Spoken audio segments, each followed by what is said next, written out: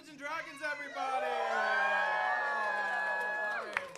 Welcome. Yeah, especially after, 8 rounds of Wonderwall? I think that we can have it. Only 8 times? Welcome, everyone, to D&D Live. My name is Nathan Hirsch. For those of you who don't know me, this is Nerd D. Hello, who needs no introduction. And our wonderful cast, who we'll get to in just a moment. But I wanted to say, first of all, thank you all so much for being here. We sold out today, which is incredible. We're really blown away.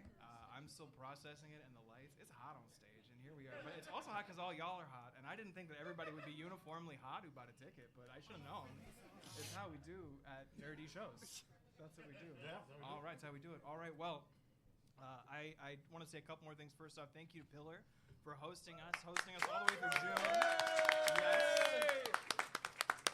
Thank you to Corey and Lindsay and Danielle and David and everybody who's both physically here right now and helping make this happen, and also serves me tea on a regular basis every morning and puts up with me talking at 7 a.m. So thank you. And Jaren, you too. You're also there. There you go. Thank you to Maxwell Green for their incredible work. We're going to see so much more of their art very, very, very soon. And we will have some of that art that you haven't seen yet at their table during our intermission. I mentioned that before, so we are really excited to get to that. All that said, I said that we would begin with a toast, and I would like to do that. So if we could all raise our glasses for a moment here. To what? Yeah. In chaotic times, when the world is crazy and things get hard, the thing that we can't have taken away from us is our ability to come together, to be with each other, to celebrate something and to be strange and weird and to celebrate a little bit of fantasy escapism, just a touch. Whatever it is that we need to do, we do it together. And here we are. Let's play some Dungeons & Dragons, everyone. Hey! Cheers! Roll initiative. Excellent. We did it. A quick primer for those of you who somehow have bought a ticket to a Dungeons & Dragons show and know nothing about Dungeons & Dragons. First off, welcome, bold, brave of you. Very proud of you, very excited. You're here for a wonderful time. I'm excited to have you. My mic cut, that's exciting. Ooh, risky. It is a game about risk. It's a game about chance. It's a game about pushing yourself to new heights and new lengths and depth. We essentially, for those of you who don't know, we are all playing characters. We are not ourselves, and they're going to be epic fantasy adventurers doing epic fantasy things. That's exciting for fantasy. Just a little bit different than our world. Just occasional magic, dragons, dungeons, occasional unhinged insanity and violence. That's a big part of the game as well. We'll be there. But these folks here are going to be playing some super-powered adventures, doing wonderful things. But occasionally there'll be things that go even beyond what they're at baseline capable of. And for that, we rely on our best friend here, this 20-sided die, which we will roll to decide anything. If we roll a 1, that's a bad. That went real bad. And if we roll a 20, that's extra good. That's going to be beyond good, often called a natural 20. Those are things you're going to hear us say a lot. We're going to say a lot of other Dungeons & Dragons things, and I don't have 4 hours to tell you just about that. That would not be a weird ticketed event. That would be strange. We could do that. If you want us to do that, yeah, let us know. We'll definitely do 4 hours of explaining Dungeons & Dragons. That would be great. All of that said, we're ready to start. Matt, kick us off. I kick us off? Well, give me music. Yeah. One more time? All right. just a little background music. All right, I got you. I got you. This is the background music that I have set aside for this.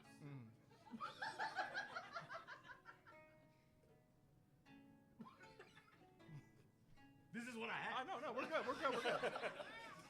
We begin our game in the world of High Arcana, a magical place filled with wonder and wizards aplenty.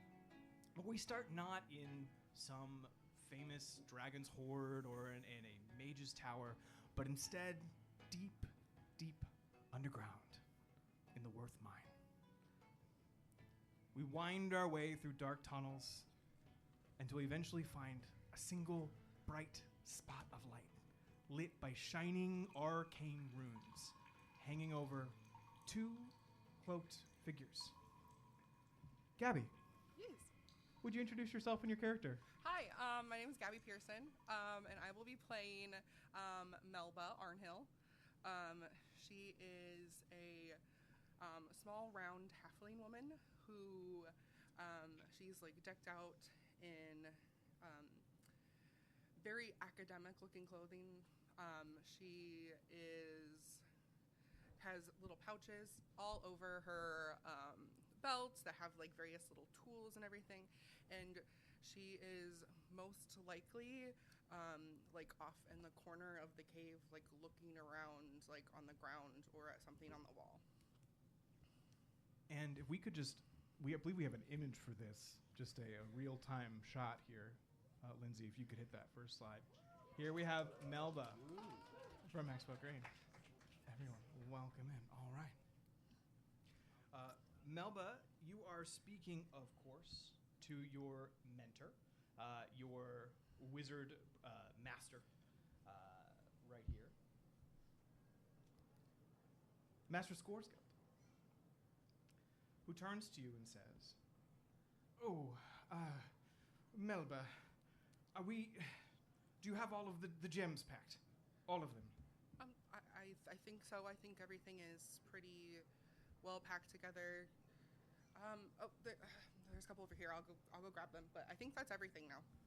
Are you certain that every gem is here? Because if even one is left behind, the arcane resonance could destroy the entire region. I will recount them again. I'm fairly positive that we have all of them. I wouldn't know why we don't. Okay, so there's two. Oh, perfect. Good. Now, yeah. Would you have a moment just for me to give you a little bit of stressful news? Sure. Yeah. What's going on? Is there something wrong with the project? Oh, no. The project's besides leaving suddenly. Yes. Than that, no, everything's going swell. Yes. You can keep counting the gems, please. Oh, Just okay, that yeah, before we talk. Of course. Yes. Well, Melba. Put simply, I wanted to discuss with you before my departure today. Simple enough. How do I put this? Well, Grunhild, he simply can't take on this weight by himself, and Curl is not able either as an undergraduate. And yeah. Cathilda, well, a bright one, yes, but she needs some seasoning. Okay. So you need to have someone else come on. Is there someone coming from I the know that you school, had or? meant to make your way back to Lantia and to get your studies, but Yeah, I think I finally have an idea of what I want my thesis to be. I know that I've changed it a couple times, but I think I finally have an idea, especially being here and digging through everything. It's really this is a really terrible time to be thinking about your thesis. You have gems to count. If you could just Anyway, okay. Yes, now back to my business. Now, simple enough. I need someone to stay who could run the library, if you could. Stay to run the library. Well, I mean, I'm not a librarian. I'm a researcher. No, of course not. But neither is Cornelius. And when he arrives, I'm concerned. Okay. I mean, that would give me extra time to work on the thesis. If I can work on it from here, I guess. Well, and look, I know that you had to repeat your undergraduate work when you left the College of Divination. And that was... It was unfortunate, and it's certainly not your fault. You've been more than capable since you've arrived here. Yeah. And that's why I want to reward you with this. And this... Okay, so I'd stay on and just run the library? Well, you see, Volstad, I know that it's the middle of nowhere. I know it doesn't quite... the library is, very small. It's, yes, and it doesn't feel like the most prestigious post. No, it doesn't. No, but on our way back to Lantia, I will be speaking with the Archmage, and you've more than commended yourself. I could put in a good word for you and the College of Divination.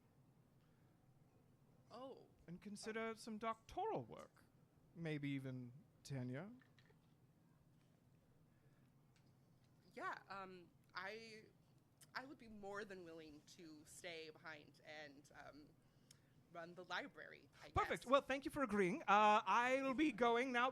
Tomorrow you'll be heading with a group into the mines as you're assisting the good doctor on... I thought I was going to be the librarian. Oh, no, of course, but the library just needs curating a little. So, if you'll excuse me...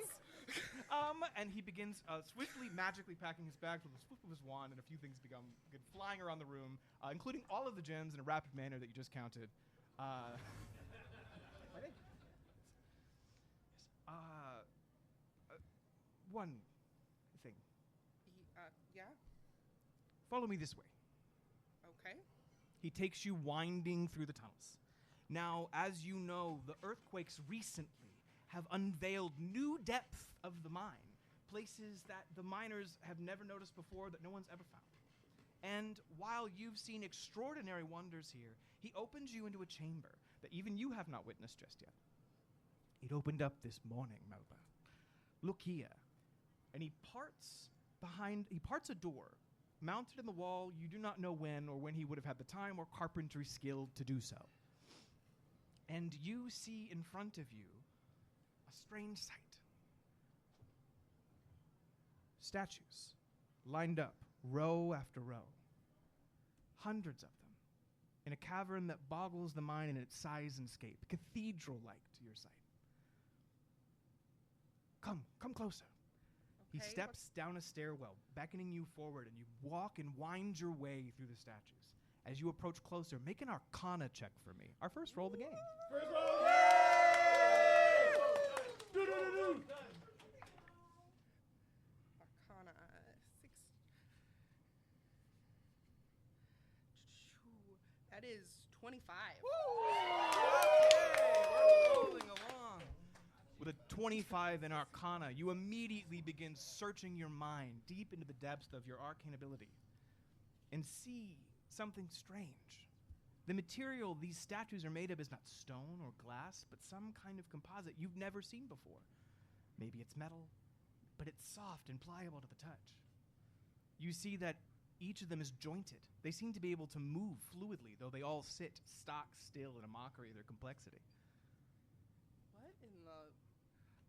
Do you have any idea of what's going on here? Do we know what this material is? The material, not at all. And more importantly, look at the walls. Make a history check. 2 and 1. Here we go. Ooh, that's not as good. 11. Oh, okay. Only an 11. Still Yeah. good. Still good. Simple enough, you see layers of sediment tracking back years and years and years. The date, as far as you're aware, pre-Arcanum, 10,000 years in history or more. These are advanced beyond our understanding, Melba. Old beyond what we could possibly understand, and yet look how advanced they are. We haven't had a discovery. There hasn't been a discovery of this much pre-Arcana in years, decades. No. And unfortunately, there may not be again. We're going to lose our funding, Melba. Unless, of course, well, on your little expedition tomorrow that you've agreed to, things happen to go a little sour for the good doctor.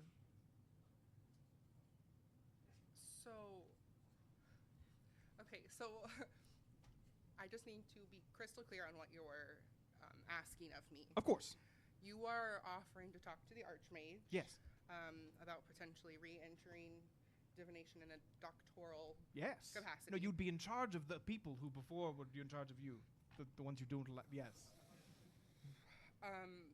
But I would have to mess with another researchers. No! My name's- Never! No, I would never impugn your academic integrity.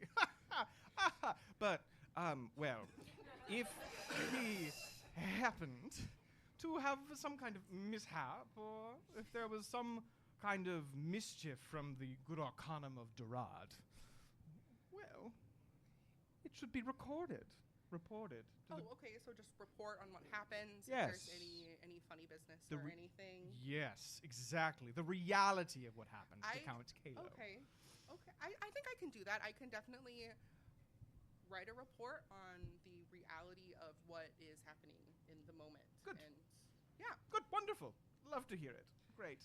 Glad we understand each other. I left some cookies in that arcane bakery we found the other day for you. Oh, great. Good. That All sounds right. delightful. And did they get finished? You should check. Okay, yeah. And as you turn, you hear a snap, and you turn, and he is teleported, gone. He's absolutely vanished from sight. Wow. Yeah, thank you. As you contemplate the weight of the task you've been set to and what you've been asked to do, we turn away from the mines, winding our way out of Worth and back up to the surface of the town of Volstad. Go back to our... It's nestled in the mountains of the north, in the foothills of the Red Wastes, sits the town of Volstad, a little sheep town known for its wool and its herds and occasional raspberry patches in the lowland swamps to the east. But today is a special day, and in the wide streets, the people have gathered out, ready for shearing day. You watch as shepherds, parents, children, business people of all sorts gather, trade stories and food and all sorts of exciting parts of the year as we're ending our summer and heading into the late edges of fall. I shouldn't say ending our summer in the late fall. The opposite of ending our summer, it's the end of fall. You got it. We're here together. And as the people gather, waiting patiently for something, we hear a quiet and increasingly present rumbling. You got a rumbling? I got it. You got a rumbling? All right, you got a rumbling. All right, sounds I good. wasn't sure where I got rumbling.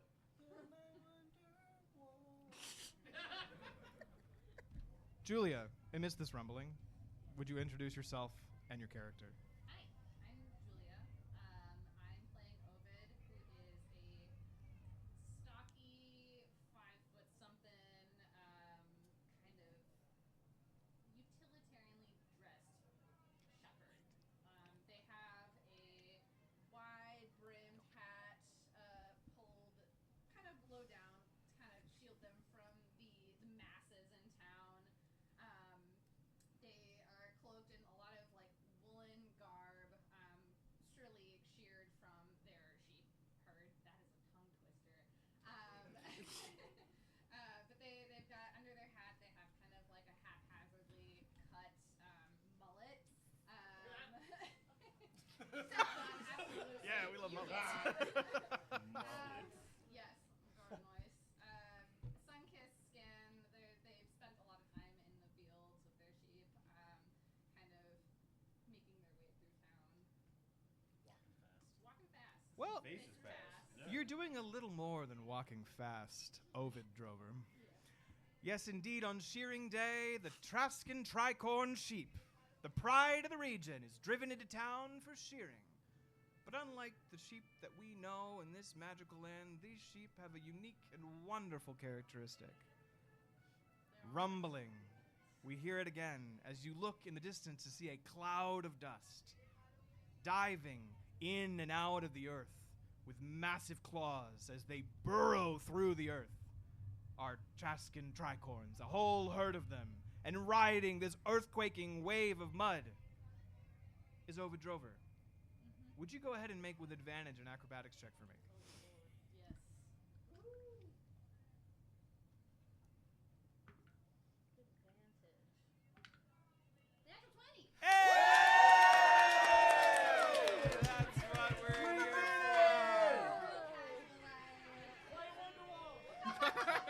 for. That's the show. We did it. We did it. Dancing nimbly from sheep to sheep, pulling them along as you... Were you ready for dancing nimbly? That was Dancing Nimbly. It was You said perfect. Dancing Nimbly. You were That's just, right. you were so ready. I can't think of a more nimble dancer. That was really great. You were ready. I was ready. All right, dancing nimbly from sheep to sheep. You carefully and beautifully caress this flock into town. As they do, you're able to easily grab onto one of their tricorn heads as it dives deep beneath the earth, tunneling 10 feet or more, and then as it launches up dolphin-like into the air, you leap landing in that Marvel superhero knee pose. Your staff swirling above you. You can go ahead and take heroic advantage for the day. As you enter, more importantly, the town, seeing you carefully and skillfully guiding this massive herd of Trascan tricorns into the region, is impressed. You'll also have advantage on your next charisma check of any kind. Excellent. I'll need it. Take that. Yeah, you will. That's true. Yeah. Yeah. Now, the Trascan tricorn is a funny thing, an important sheep in the region. It stands about 7 feet tall. Much of that is 3 wonderful spiraling horns. And it's, of course, its large eyes, pale, but helping it to navigate well in the dark as it burrows deep, and strange, heavy claws. Now, I just have a quick question. Has anyone in here ever sheared a sheep before? Okay, you don't count. That was an alpaca. What, is there a hand? Someone has sheared a sheep before? Oh, yay! Hello? Yes. Come You up did here. it! Yes. Come up here! Come on up here. Come up here. Please, welcome. Everybody give it up for someone who's shooting sheep before. Come. Yes. Yeah. Dancing nibbly. Unless he was another one, we have one person. Hello. Hi, Courtney. Hi. How's it going? This is Courtney, everybody. I just know Courtney. Yay! But here we are. This is Courtney. Welcome, Courtney. Now, I also need someone. Has someone recently pet a sheep? Come into physical contact with a sheep in any way? No. Been to a petting zoo recently. Unless you're talking about the media. Okay. Not recently. What was that? How recently? The most recently. 4 months. Anyone been to A year. Recently. You You know know Hey! someone? Yeah, come on up here as well. You Friends, did it! now, while Maxwell Green again has done a really wonderful job on art for us, I have a simple question, a simple task for the two of you. I have a pile of crayons here and a couple pieces of paper. We're going to go ahead and put 1 minute on the clock here. 1 minute on the clock. And I would like for the two of you to each taking whatever crayons you would and the pieces of paper laid in front of me here. And if you could each just draw me your best rendition of a Trascan tricorn sheep, that would be most appreciated. As you believe it should look, knowing again that you have 60 seconds beginning 2 seconds ago. No.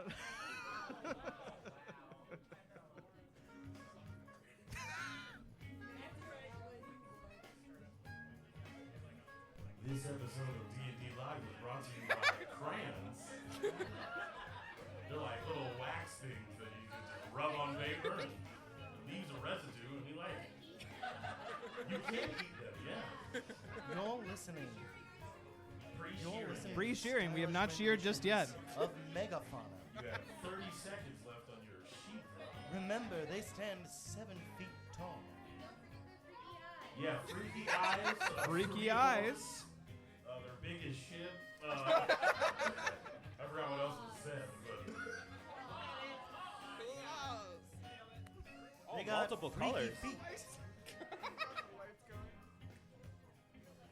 Draw the freakiest feet you can draw. yeah.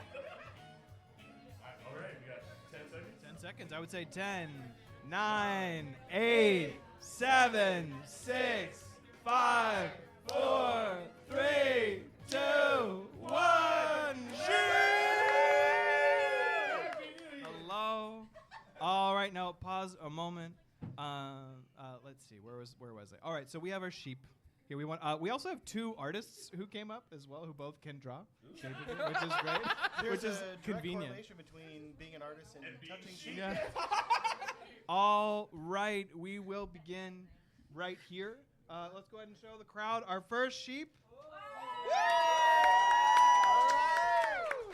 Is that? I see a little improvisation. I see 3 horns, but is it breathing fire? I did give it firepower. Yeah. Firepower.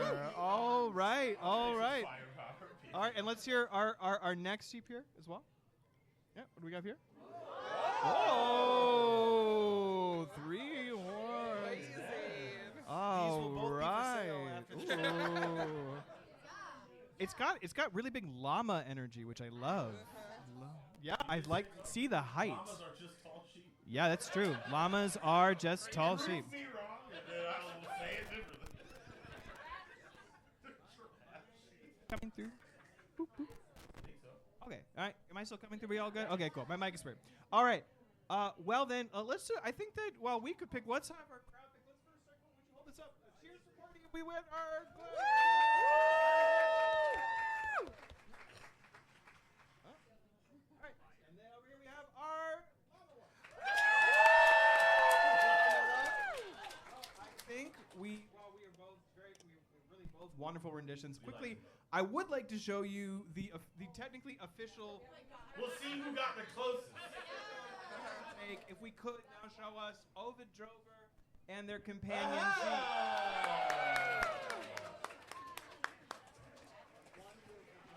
Notice the freaky eyes that we mentioned. Now, we do have a second place prize here. Thank you so much for your efforts. We have for you this statue that says you're the goat. Hey! You did it. Whereas over here for our Victorian tradition, we have one of our prints from Maxwell Road. And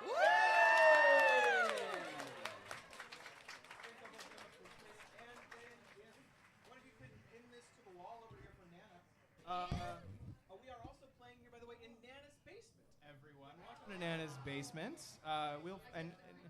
Yeah, that's true. And Nana does love us all very much. So of course, when we have art, we'll make sure to find a place for it. Oh, here. We should get a fridge for snacks. Give a round of applause.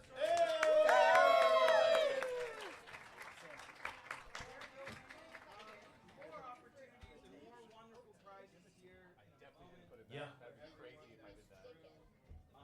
I actually wanted to do. Well, we'll get some shouting out to sponsors as the. Yeah, we got some wonderful people. Very, very nice. All right. Anyways. The blanket, yeah. Use the blanket. Use all of our options. You know what? Yeah. Stab it!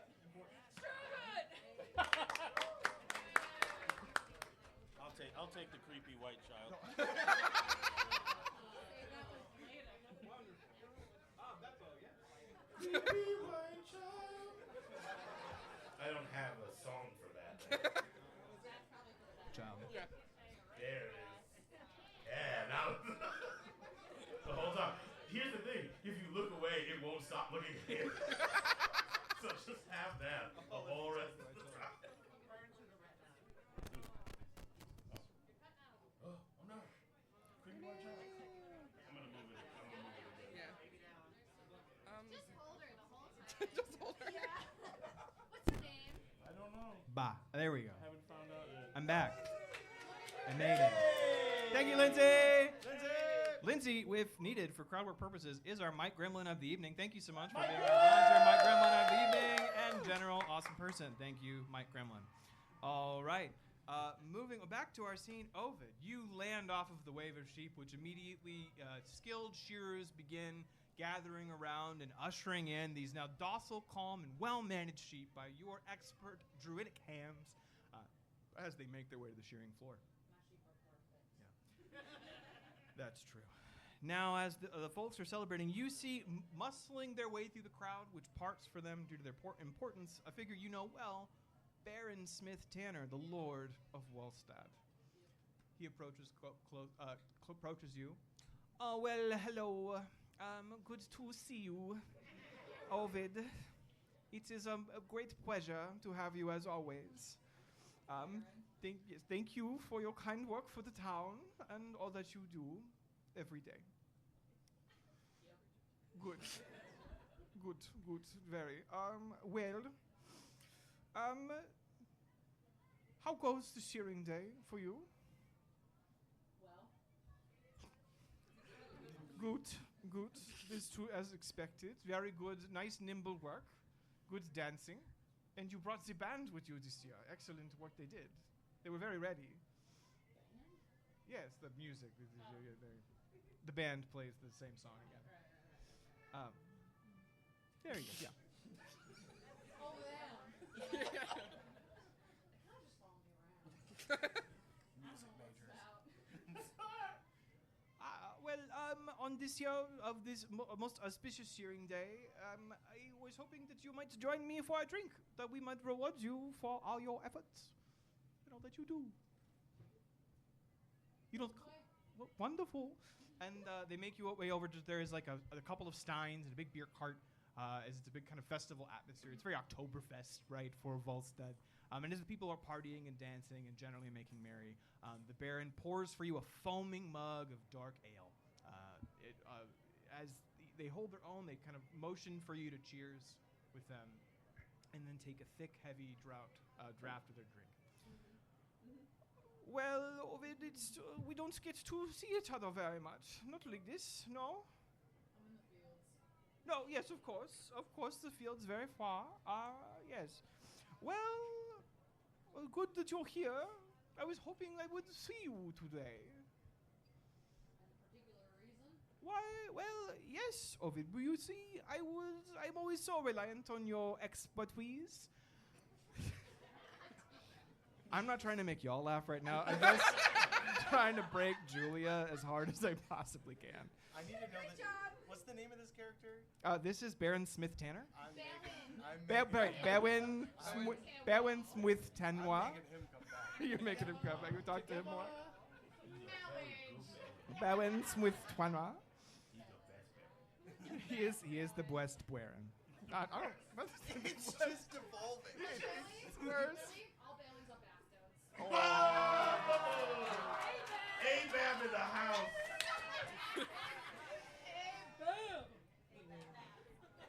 Abab to that. Well.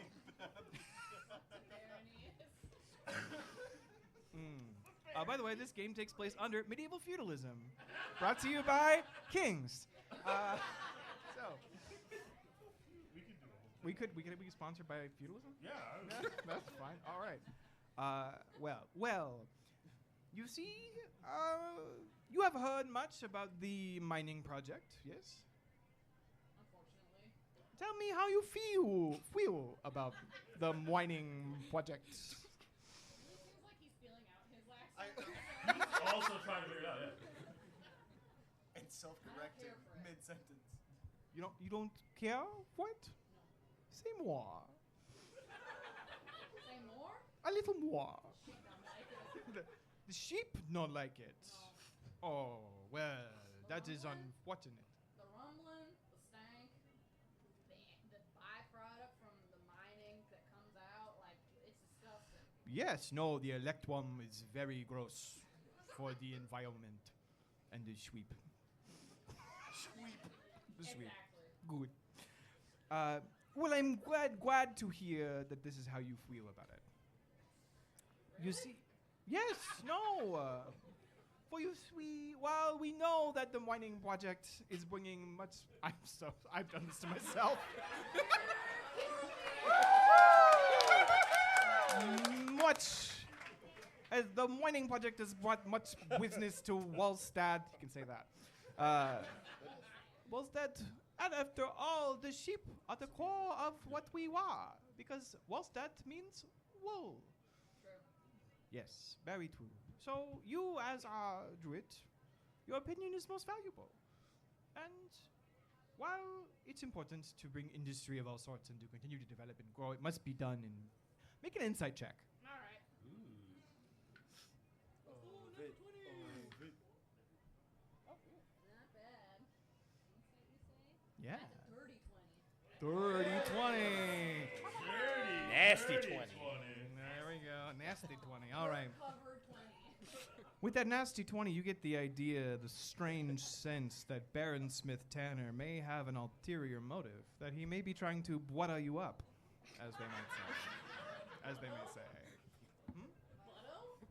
Butter. But that's good. Yeah. Butter. Butter. He'll be trying to butter you up. Baron, do you have some sort of, like, intentions with me being involved with whatever you're trying to bring up? Oh, intentions, no. That would be very strange if I approached you with ulterior motives. That would Very be strange. that would be weird if two different human beings on different days approach different people with ulterior motives. That would be that would be. You're trying to weave around this, and I'd like you to be more straightforward. Well, I as straightforward as I can be. I would joke. Now I'm French. Here we are. We will talk simply about the realities of the project. Did Realtweez get you? Yeah.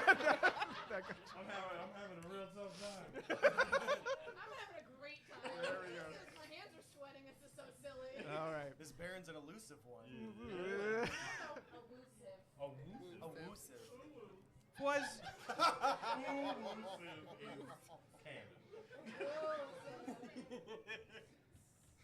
well, you have heard about the wizard Skarsgård, yes?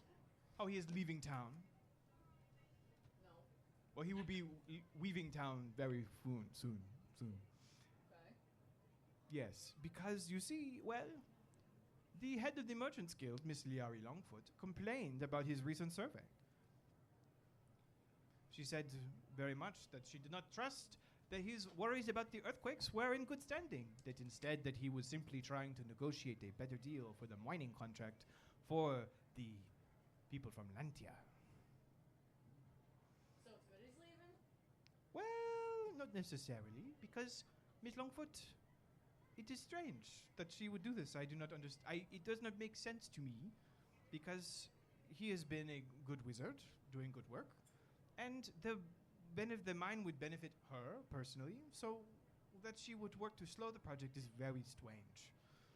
So this is a lot of politics. What do I do?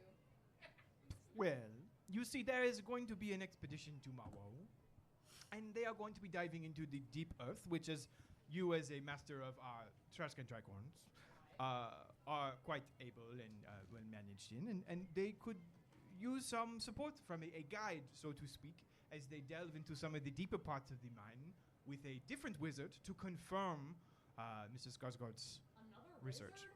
Yes, Mr. Conrad Gartanian. Okay. Yes.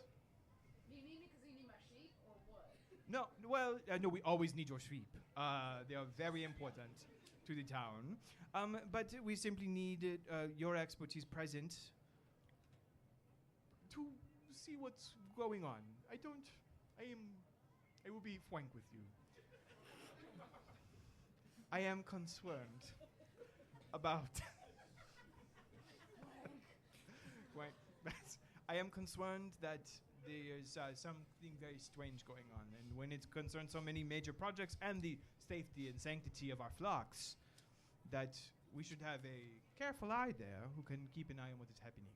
Well, you got me at a good time. Oh, good. Here today. That's true. So you'll be free. Schedule a little bit. Yeah. I mean, there still need be taking care of the flock, but I have folks who can do that. But what are we looking at? What is the timeline? How long is this going to take? How long do I need to be away from my sheep? Simply put, the wizard will be taking an expedition tomorrow into the mines. It should not take more than a day.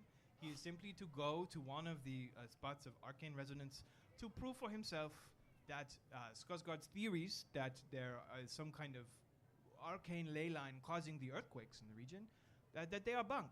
And once that is known and true, then the project will continue. But more importantly, it can do it with your environmental review. And that is what I will promise you. But perhaps, what if they're not so bunk? Maybe with potentially getting away from mining operations. I don't know. That could happen if they were not so bunk. I simply want to know the truth. Sounds good. All right. Well, and he claps you on the shoulder, he pours you another beer. Enjoy the festivities. It is going to be a wonderful day. Meet the wizard Gartanian tomorrow in the mines in the morning. All right. All right. Well, it has been a pleasure. It really has. Oh God, I'm free. Okay, moving on. Free yourself!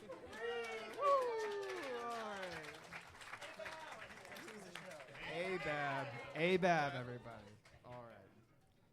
We turn from the festivities, winding our way through the streets of Wolstad to the mining camp, just outside of the town, where the workers who've been brought in to help expand the Worth mine and build operations to help ship Electrum to Lantia across the ocean are resting and waiting as the project has been put on hold in the wake of this strange and potentially politically fraught environmental review of the Worth Mine.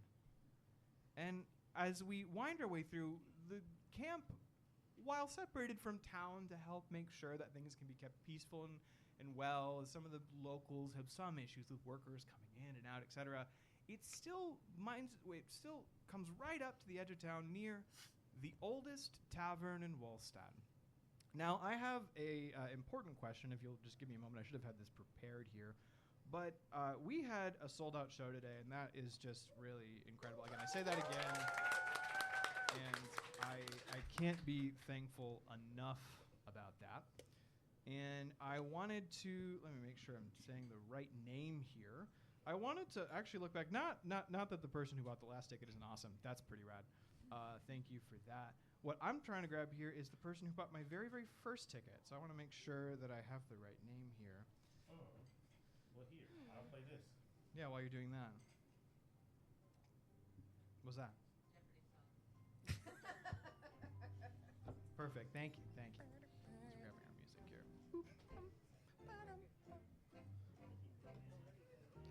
I have a Catherine Jirick. That was my very first ticket. Is there a Catherine Jirick? Catherine. Oh, sure. Well, then you come on up here. Is your wife not here? Welcome. She's like, get him out of the house. Come up here and say something about yourself. I'm here for my birthday.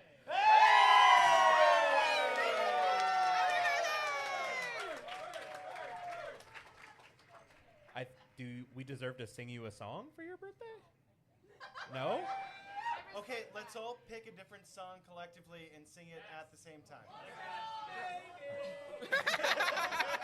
I was already ready. Oh, here we go. All right, what was your name again? Sam. Sam. Nice to meet you, Sam. Nice to meet you. All right, Sam. So I have a weighty responsibility for you as the first person who bought a ticket for our show. Well, your wife did, but you know, that's fine. Hey, that's might be relevant for this question. So we are now at the oldest tavern in Wolstadt, and oh my, Matt, I seem to have forgotten to name it. Oh, yeah. Did you remember to name the tavern? Oh, no, all my names were wingdings. I can't even read it. Yeah, I can't do that either. Well, then I think it would be appropriate if you wouldn't mind. Could you provide could you have any suggestions for what the name for our tavern should be? Yes. The Brusque Inn. Oh, I like that. We like that. With his bartender, Catherine. Does that feel? There we go. That feels good to you. Well, thank you so much. Well, thank you so much for that. And for that effort, I wanted to offer you this. This is and keep this to yourself until after the intermission. But it's a copy of all of our character prints and one of our poster as well. Thank you so much. Happy birthday! And happy birthday! Huzzah. Well, Said no. there we Happy go. birthday. All right, well. As we make our way to the Brusque Inn, Brusque Inn with Catherine working today in the middle of a busy shift, we turn ourselves to the boarding rooms, where waking themselves up from a long night's rest is one. Ben, would you introduce us to yourself and your character? Yep, my name is Ben, and I'm playing Nail. He is like quintessential beefcake. Absolutely. See, we're all imagining the same person right now. He's got these long flowing locks. He's got fierce eyebrows. He's got a cheeky little smile, and that quintessential nacho frame. To him is quite a bit of pomp and a little bit of circumstance, and it'll be up to you if that's deserved. And Lindsay, could you help us get to Nail? That would be really greatly. All right, there's our man. That's the exact He's dressed well. response. He's dressed well. Oh, please. As Nail saunters slowly into the ballroom,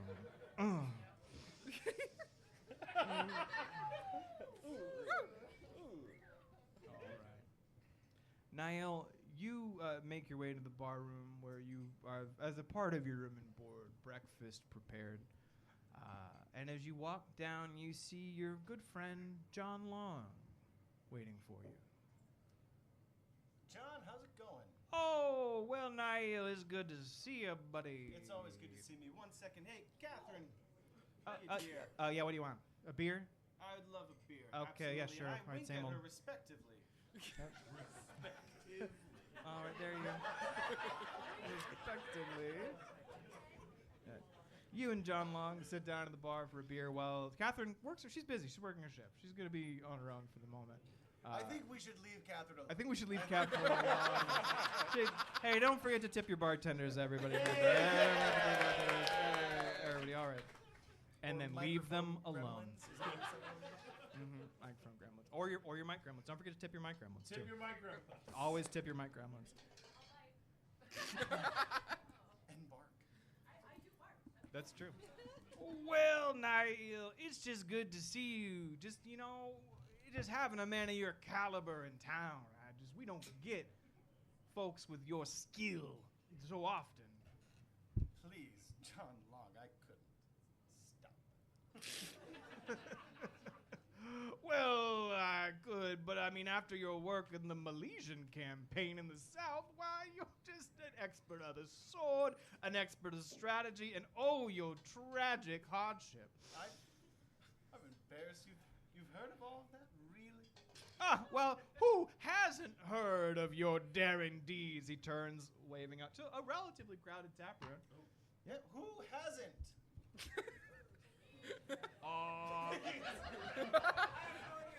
That's fair. I have not heard of you, sir. You haven't. No, I have not. Right. And I like to consider myself a worldly man. I bet you do. All right, John Long, why don't you regale him a story or two? Well, let me tell you the tale of one Niall. He was surrounded deep in the trenches.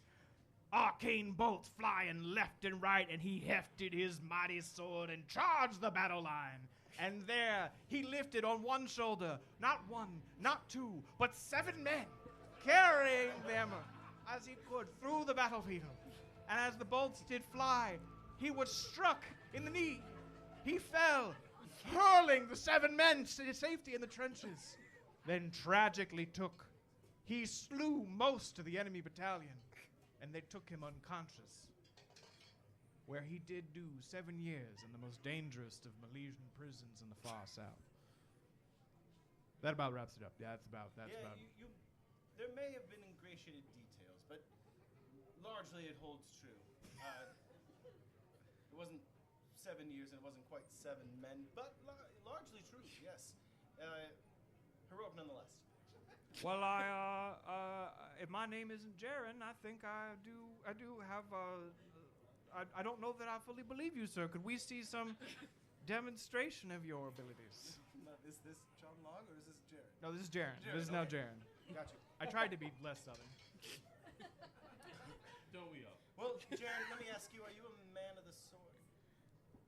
Well, I dabble.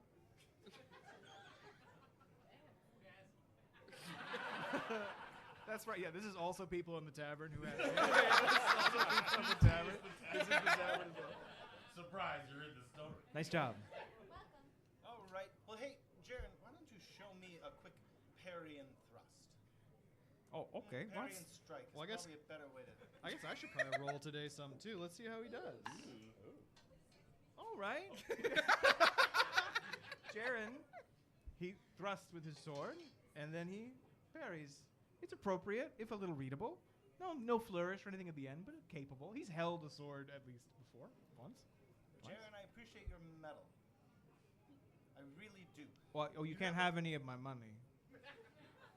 You have a strong chin about you, and I'll tell you what, that does command a lot.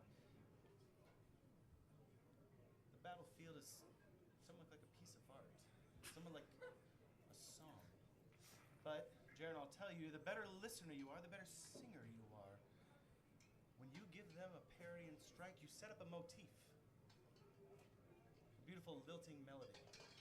And then you come in with a refrain. It's dazzling and a little bit forward. You come back, you restate your motif, and at that point, your strong chin has commanded the room. But better than a strong chin is a clever eye, Jaren, I'll tell you that. Just to be clear, I'm a married man.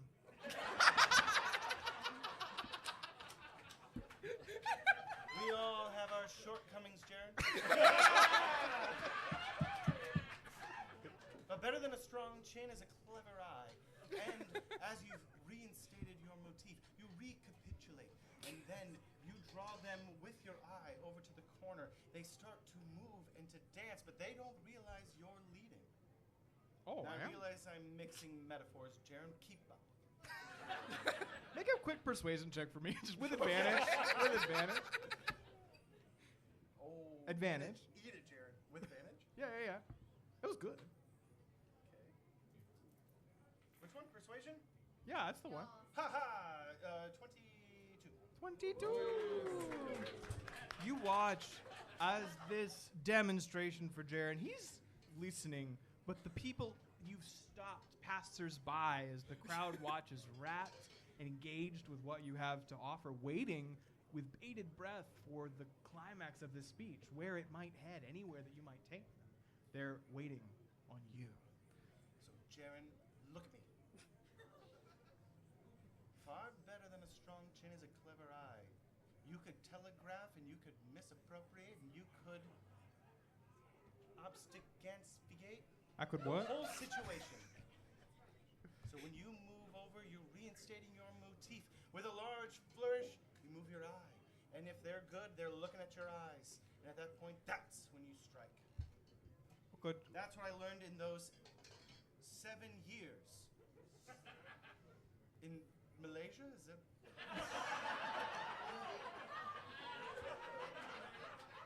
It's actually Mal, and it's the Malaysian campaign. Malaysia. Yeah, Malaysia. They said it differently there.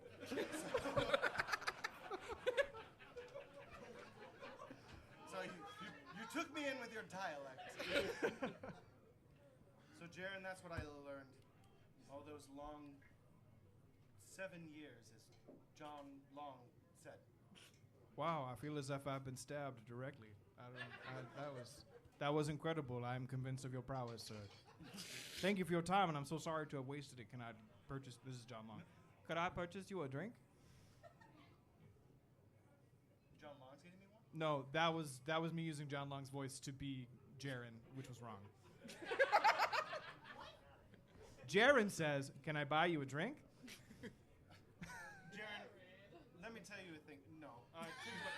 Catherine, get this man a drink. He put a good show. Everyone, come on, give it up for Jaren.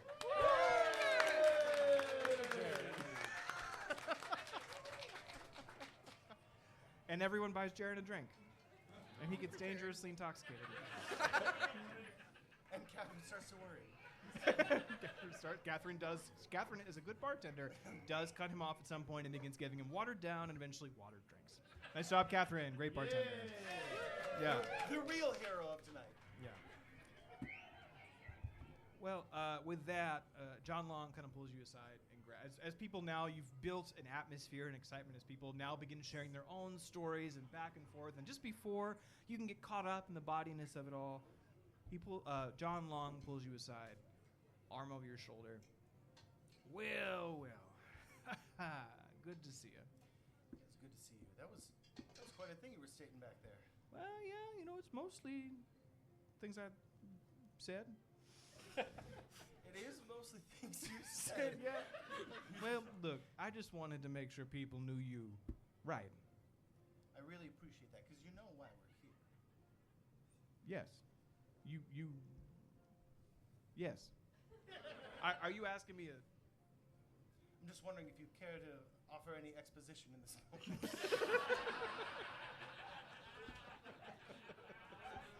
I understand now.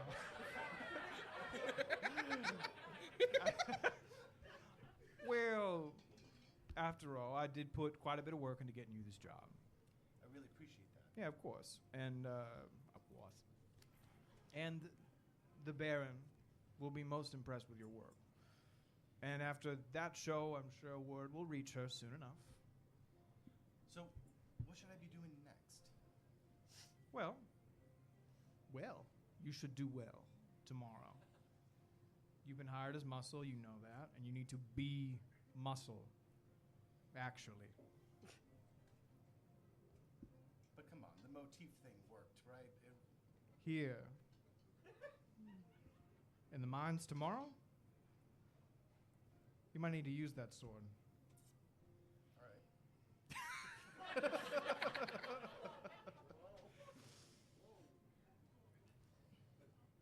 All right, so what do I have next? What do you mean next? You should take a day, do some stretches, I don't know, put on your armor and get ready to work. Oh, I'm ready to work. For sure. Work. W-E-R-K. Perfect. Well, you know where to find me over at the Tanners. I appreciate the preamble here today. It helps out a lot. Of course. Yeah, and just, be careful. Got it. As he steps away from you and he quickly leaves, you're left with a day to yourself to wander and enjoy the town. And just before you step out of the tavern to go and enjoy shearing day, someone bumps you. You turn to see a dark-haired woman who you recognize, who gives you a brief but knowing glance and then stumbles off into a corner of the bar, nursing a heavy cup and drinking. You feel a weight in your pocket. And find this. There. Pass that over. Yeah. You got a lot of stuff. It's cool stuff here. And as you ponder what you have received, and we will discuss that in another time, we turn ourselves somewhere else, somewhere far off. In the manor of Count Kala, beneath its depths, sits one wizard, Dr. Conrad Gartanian. His lab and preparations made ready as he makes way to move into the lodgings of his colleague, Dr. Skarsgård. And as he busies himself, moving back and forth, preparing for his expedition tomorrow, a certain someone sees an opportunity. Sam, could you introduce yourself and your character? Hello. I'm Sam.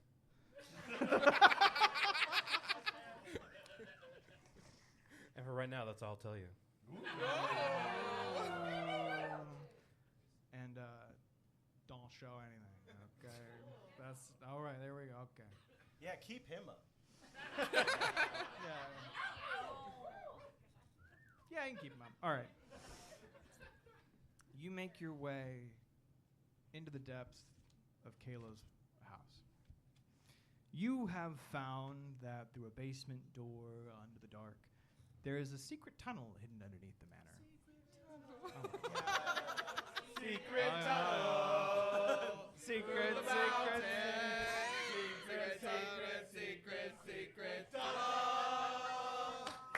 Good job. Yes.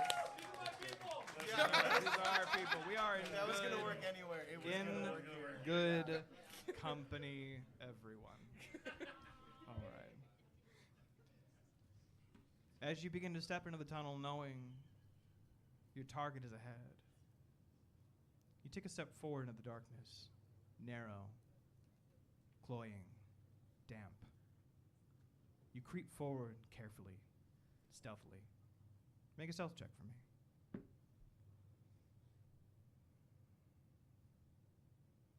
15. 15. All right. You blend into the darkness, sticking close to the wall to the right, edging along step by step, only the soft sound of dripping water from the manor above. Thanks, Matt. I should say nerdy.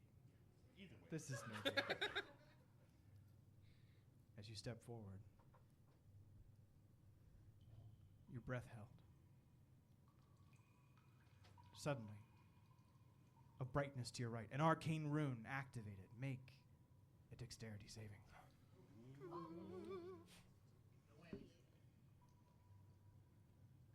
21. A gout of fire goes rushing out of the wall. And as it does, you barrel over it, tucking into a roll and dodging forward. Another rune alights. A blast of lightning, but you use the wave of heat to usher you forward, catapulting yourself, running up and along the wall, dodging as a spike comes shooting up out of the floor, and then suddenly landing, safe, healthy, for now. As you continue down the hall, it widens. The masonry of this carved tunnel vanishing into mud and dirt, a roughly carved, burrowed tunnel. Make a quick history check for me. Oh, 18. 18. You've done your studying for this job. You were ready.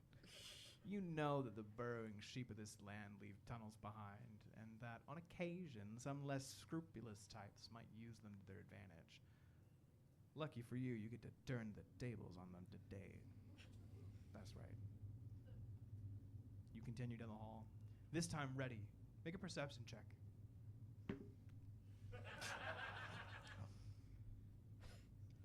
That's a natural 1.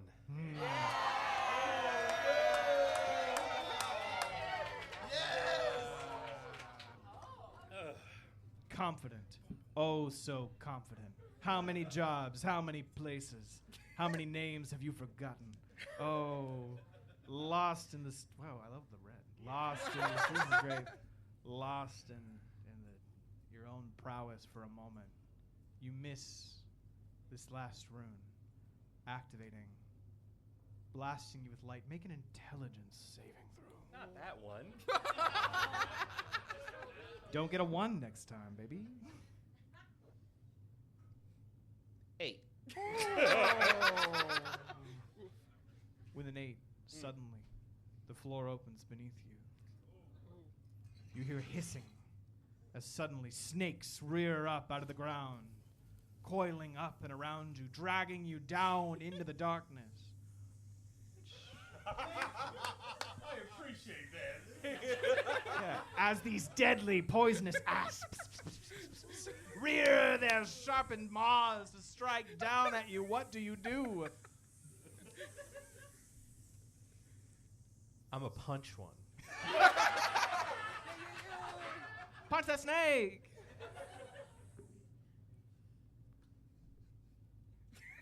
What'd you do?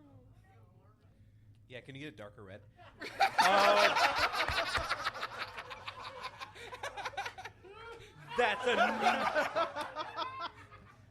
That's a natural 1 again.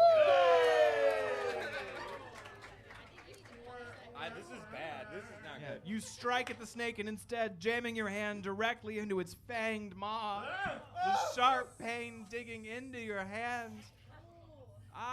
The snake wriggles and hisses at you as it latches on, my friend. You take 14 psychic damage. Excuse me? 14 psychic damage. No, they hurting me. I did that. Would you make for yourself another intelligence saving throw? Oh. Again, not good at these. Okay. Ha! 19. With a 19, as the poison courses through your veins, you start to feel woozy. Suddenly you realize it was, what is this? Your head aches, and it feels strange. You think, shouldn't I feel a sharpness or paralysis or anything? And then you turn and watch as the snake slowly dissipates. You are standing not in a pit of snakes, but in the hall as you were before. It was all an illusion. from which you are freed. An illusion. This is not Baron Smith Tanner, okay? He is not here.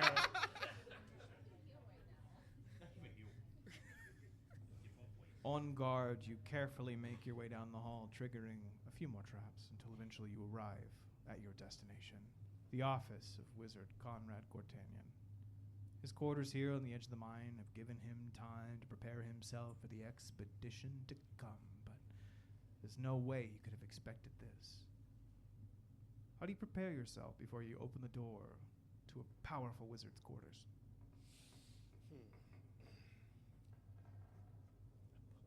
I try to get as stealthy as I can.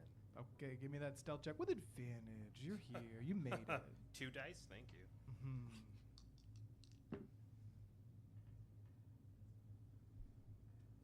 Nasty 20. Nasty 20. Nasty 20.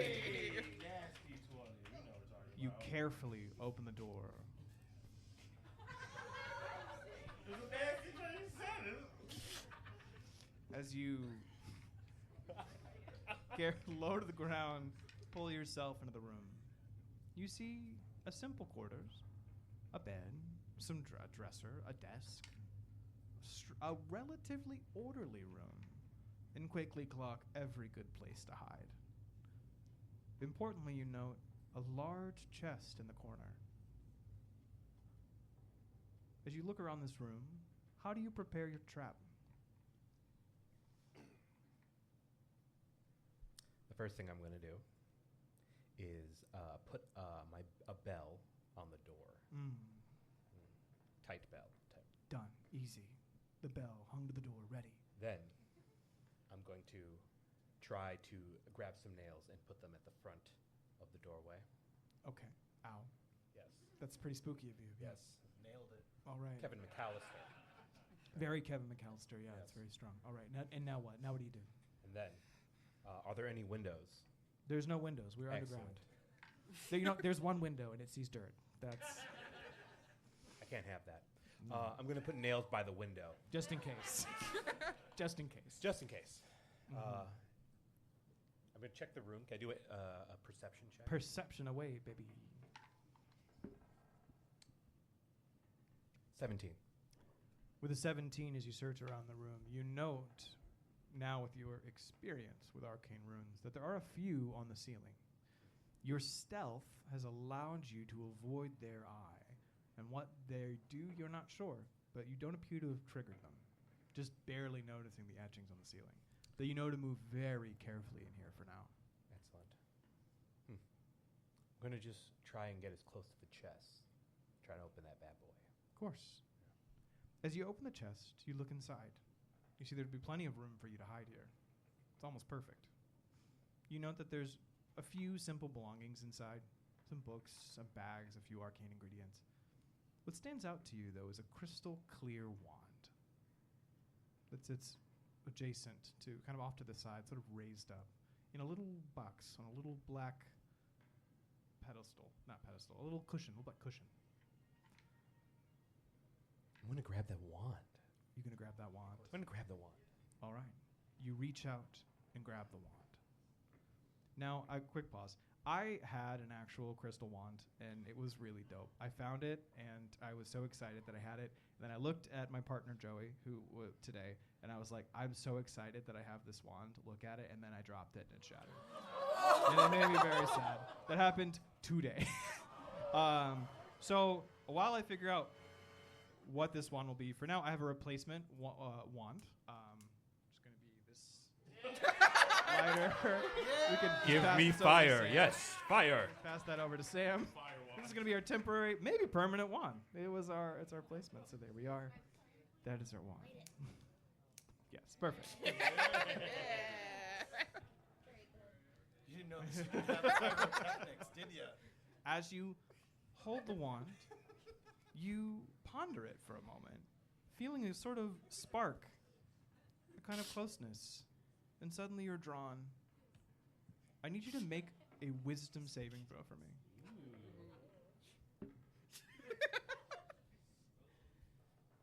11. The arcane energy of the wand overwhelms you. Suddenly, crystal light erupts from the tip, rushing over you. And as it does, a web of crystals surrounds you, entrapping you, and you fall, wrapped in webbing, into the chest. As it pulls tighter and tighter, you suddenly feel yourself slipping. It gets darker and darker, and then you fall unconscious, the wand clutched between your hands. New character already? That's why we didn't show you the art. Real fast. All right, and the next character, his name is Jormbum. Time passes. You don't know how long. Then suddenly, you hear. That was a terrible squeak. Ow. You got a squeak for me? A squeak. Like of a door opening? Like a. I'm sure. Here, this is a door. 50 doors open in the audience. Damn. That was like a slidey door. That's good. That's good. Yeah, all right. A slide. I have more doors. I have like a lot of doors. A slidey door. I have a slidey door. It's underground. I thought slidey door would be kind of cool. It's a slidey door open. Suddenly, a sharp pain as light hits you. You are awakened.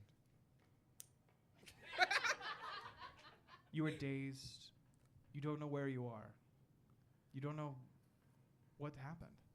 You raise a hand to your head and shake and pull back and look up as light rushes in, and you see a face. My, what do we have here? An old man, dark skin, chestnut and wrinkled, smiles at you. Are you all right, little one? Huh?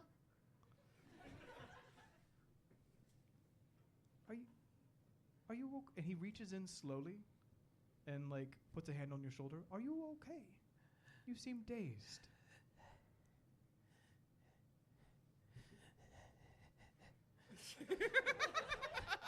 I know just the thing. And he comes out and he pulls up a bowl, and inside the bowl is a bunch of raspberries. When I'm feeling a little dazed, I just need a snack. Would you like a snack?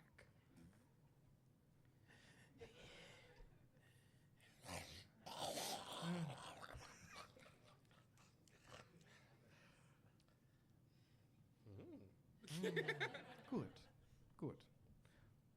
Well, listen here, little friend. Why don't we...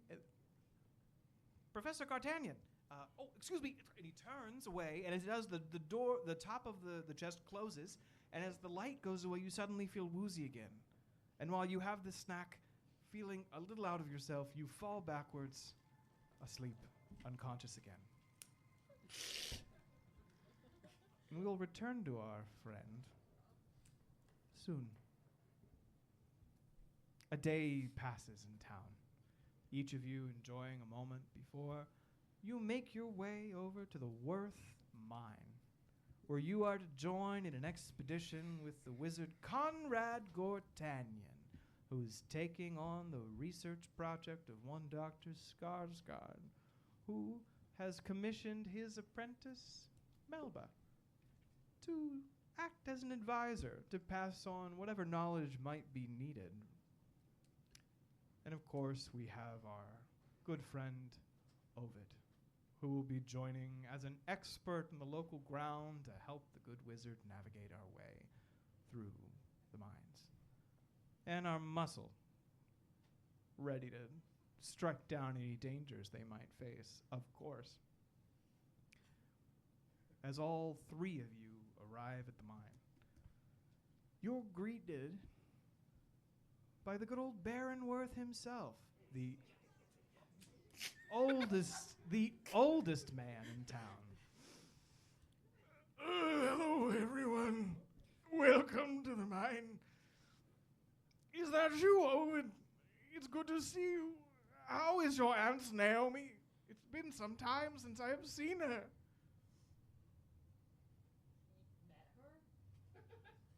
Well, yes, I believe I have. She's here quite often. Make an insight check.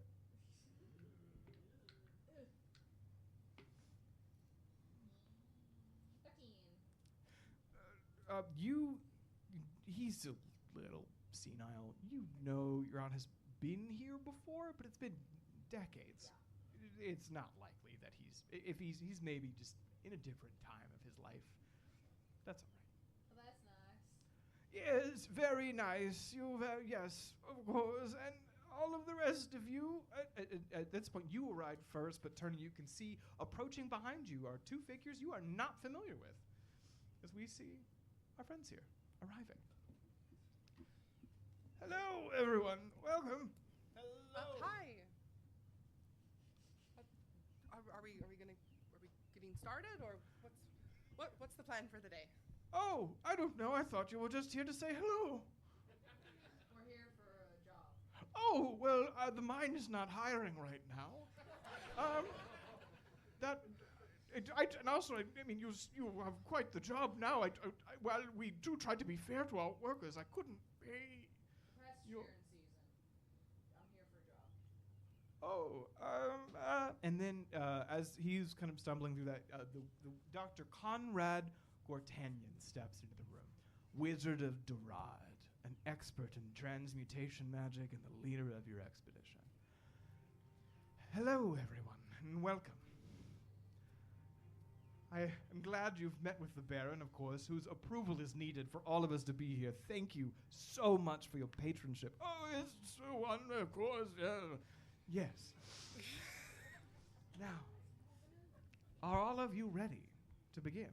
Have you made all of the preparations you might need before we go on this dangerous journey that could take us who knows how long? I thought it was just going to be a day. I thought it was going to be a day. I have other responsibilities in town at the library. Oh, well, of course it's a day. But adventure waits for no one. I was ready as could be. Good to hear, yes. Well, of course, at the end of the day, we will make sure that all of you are able to go home without issue if you are not tempted by the call of adventure. So I was under the impression that we were going down. We were just kind of like checking everything out to make sure that, see if you found any faults in Skarsgård's research. No.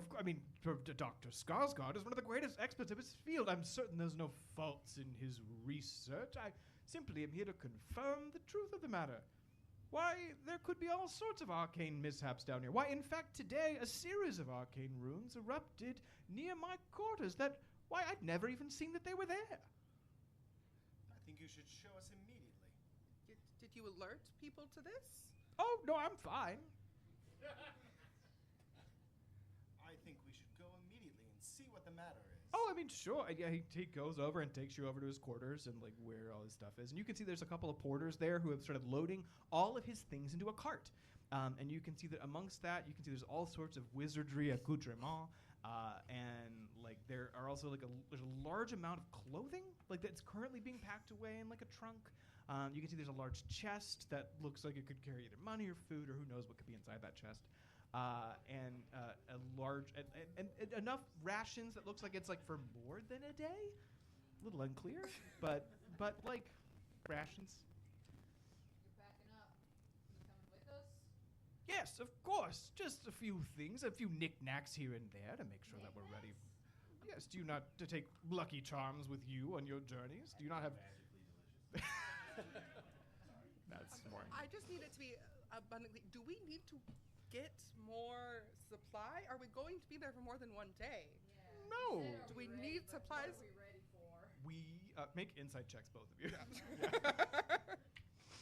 Nail's actually taking a little bit of like some loose leaf paper and marking down like the ancient runes that he sees. Yeah, go ahead and make an Arcana check while they want to hear their insights. 14 over here. That's 15. a nat 20. 15. Well, so you got a natural 20? Yeah, so Hey. 25. All right, so we had a. All right, we'll come back to the art. We'll come back to the insight checks in a second, and then we'll go over to our quick Arcana check here. At a natural 20, you step in and you check out the runes. As you do, your arcane expertise itself on display. You note that the language these runes are written in is not one that you are familiar with, and you count yourself an expert in all matters of the arcane that matter. As you search around looking, you can see that there are a series of runes here that have all been activated. All of them dangerous. What activated them, you are not sure. You do happen to note, as you look around as things are being loaded in and out of the corridors, that there's a few runes active still inside of the professor's quarters. And with that natural 20, I'll tell you, you can see that these runes should activate if an intruder, the non-rightful person who enters this room, was to enter. And that you believe that the nature of their magic is necromancy. The magic of the dead, for anyone who doesn't know what that means.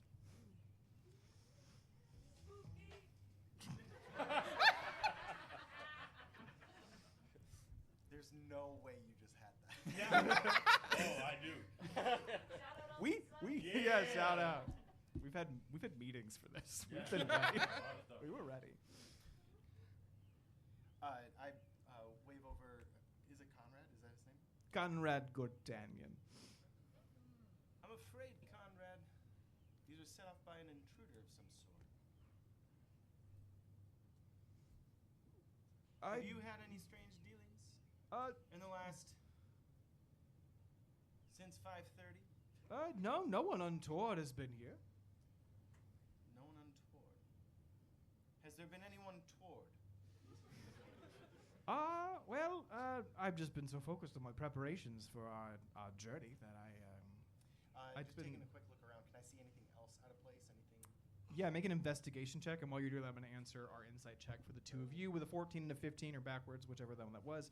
You get the impression, with it, so the 14, you're like, he seems like he's going to be there for longer, and that he is really pushing the boundaries of the day.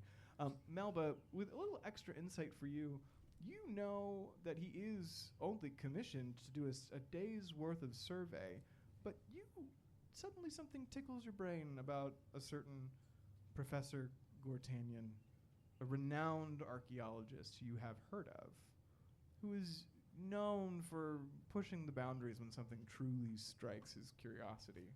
He catches on to things and has trouble letting go. While he's taken this job for a day, he may be hoping to turn it into more. And our investigation check. It was an 8.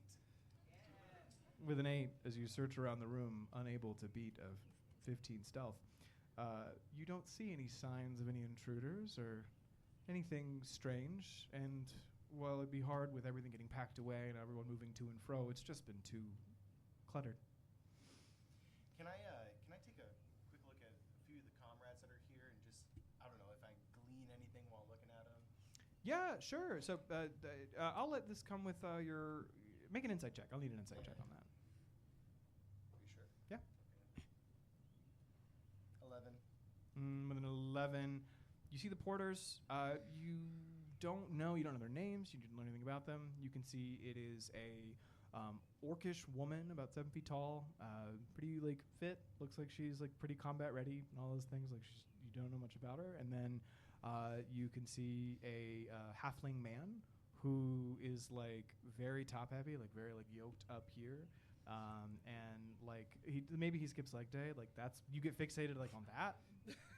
But that's most of what you see. But and after that you don't get much out than just and then you think about your own leg day and how long it's been, and it's, consistency is important. Where were we? That's good. I did mean these two. What do you mean? But I guess with an 11, I am distracted by leg day. You are distracted by leg day, though you do sense their tension about being kept here for an extra day longer or more. You. And I point over to you. Yes? Come here. Oh. Sure? So, it looks like these were set off by some kind of intruder. Yes? You seem studious. Thank you. Can you pick up anything here? Any misdealings? Can Anything untowards or towards? Okay, let me take a look. With the runes, can I cast comprehend languages? Go ahead. I will do that. Ooh, a spell. This is our first spell. Ooh, okay.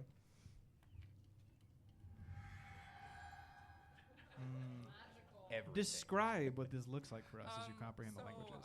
She goes up to the runes and is just looking, running her hand across them, and her eye is just flash of blue.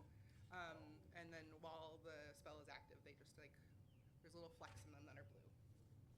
Love that. Through those blue flecks, you are familiar with using this magic to let them trace along the lines of language you're unfamiliar with, and watching as they write the text before you. And as you ready yourself to see the message, to understand what's in front of you, something strange is happening. Make an Arcana check. Okay. Could be better. 14. 14. You feel, as you watch, you can see your magic trying to pull the letters forward, to make something of it. And then suddenly, a red light enters your vision. You feel a barrier, the will of someone else, of something else, What? pushing back against you. You watch, knowing and sensing that something is keeping you from the reality of these runes, preventing you from seeing the truth. You push back. Question for you. Yeah. Do you choose to push against this force and try to learn more? Yeah? Oh, Okay. yeah, Yeah. All right. Could you go ahead and Dang make it. an Arcana check? 14. 14. As you push against this arcane magic, you suddenly feel your mind locked now in some kind of strange wizard's duel with whom you do not know. As your consciousness presses against theirs, you feel a stubborn will, a refusal to your magic. Suddenly, a sharp pain. What? And then you sense fear. And then realize it is your own, being reflected again and again inside your own mind. You sense a power much greater than yourself pushing against you. You feel small before it. I ask you again, do you want to continue to push?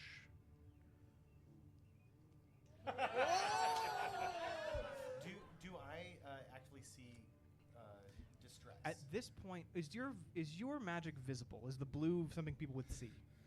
Yeah. You would see that blue, that there is like a red kind of entering, and you would show some distress. If that's the case, I reach out, put my hand on the shoulder, and give bardic inspiration. Nice. Surprise. What dice? D8. I'm absolutely gonna fight back. Yeah, there you go. Okay, go ahead and take heroic advantage.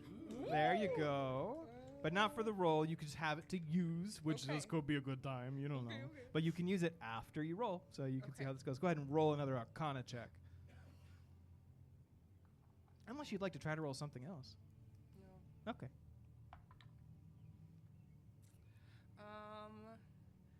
That is going to be. I'll throw the bardic on there.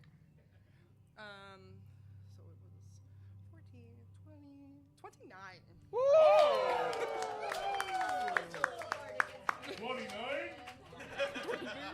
You steady yourself, realizing now that that fear was not your own, but something inserted into your mind against your will, planted there to make you feel small, but you're not small at all. You're Melba, a master of the arcane arts. I am 3 feet tall. You are 3 feet tall, that's true. And as you turn now to face this magic head on, as large as it is, you know that there's always a way to wind your way in, around, and past the largest of opponents. You wield your magic with skill, turning it into the spell and finding a way past this strange magic, watching almost like you're maneuvering your way around some kind of arcane army. You see these troops of red magic marching towards you, and sneak past, pushing into the mind of the being itself. Now this link that was turned against you is turned against its master, and should you choose to push one more time, you might just glimpse them. Yes. Once more! I'm not gonna not. You said advantage? Yeah, no, it's regular, but you have I heroic my heroic advantage if you roll badly. Okay.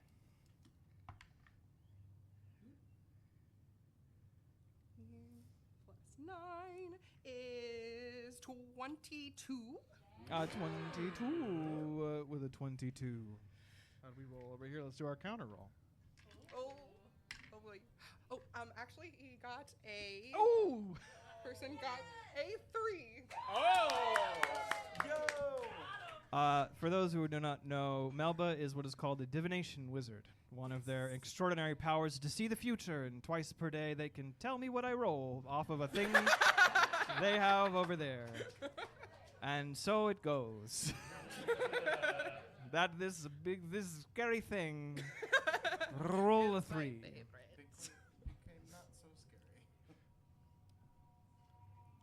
You see pride. This is an ancient thing, whatever it is. And as it looks down on you through this vision, this place, this conjuring of your magics brought together. And in that pride, as it readies itself to snuff you out, and you feel deadly magic directed towards you,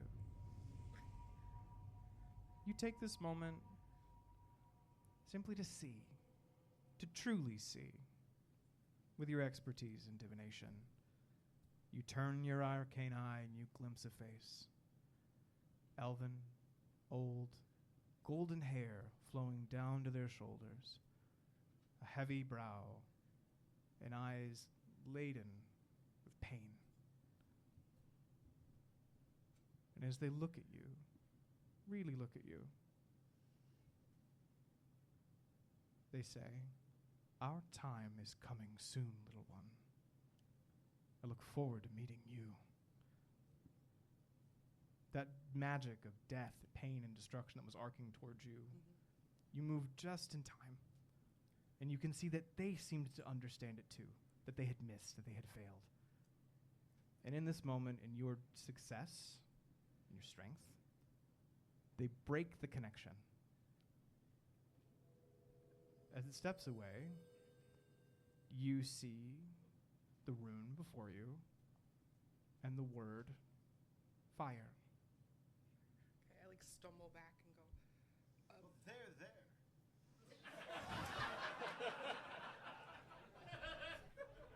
I'm fine.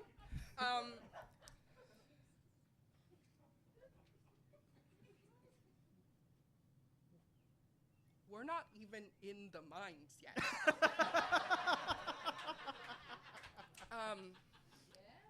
So get your tickets.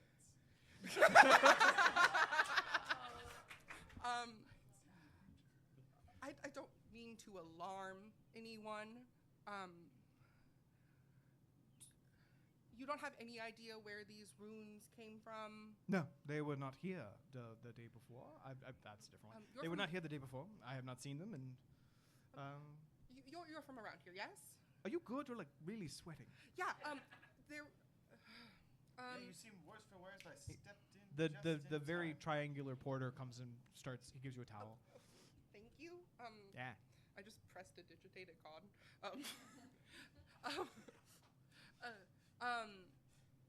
Okay, so there was. You're from around here, yes? Yep. Okay. So I've read some literature on the area, obviously, and I've been here for a little bit. But do you have any folklore or deities or anything about large? Well, I mean, it's relative, but an elven man, blonde hair, strong brow, death. You're not making a lot of sense, but. That's fair. Okay, so. Deep breath, collect yourself. I just feel like you might have seen something nobody else saw. Great.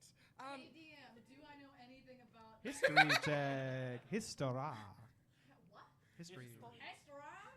That's right. Oh. Did you roll that 20? Natural 20. Oh, I'll yeah. never get any again.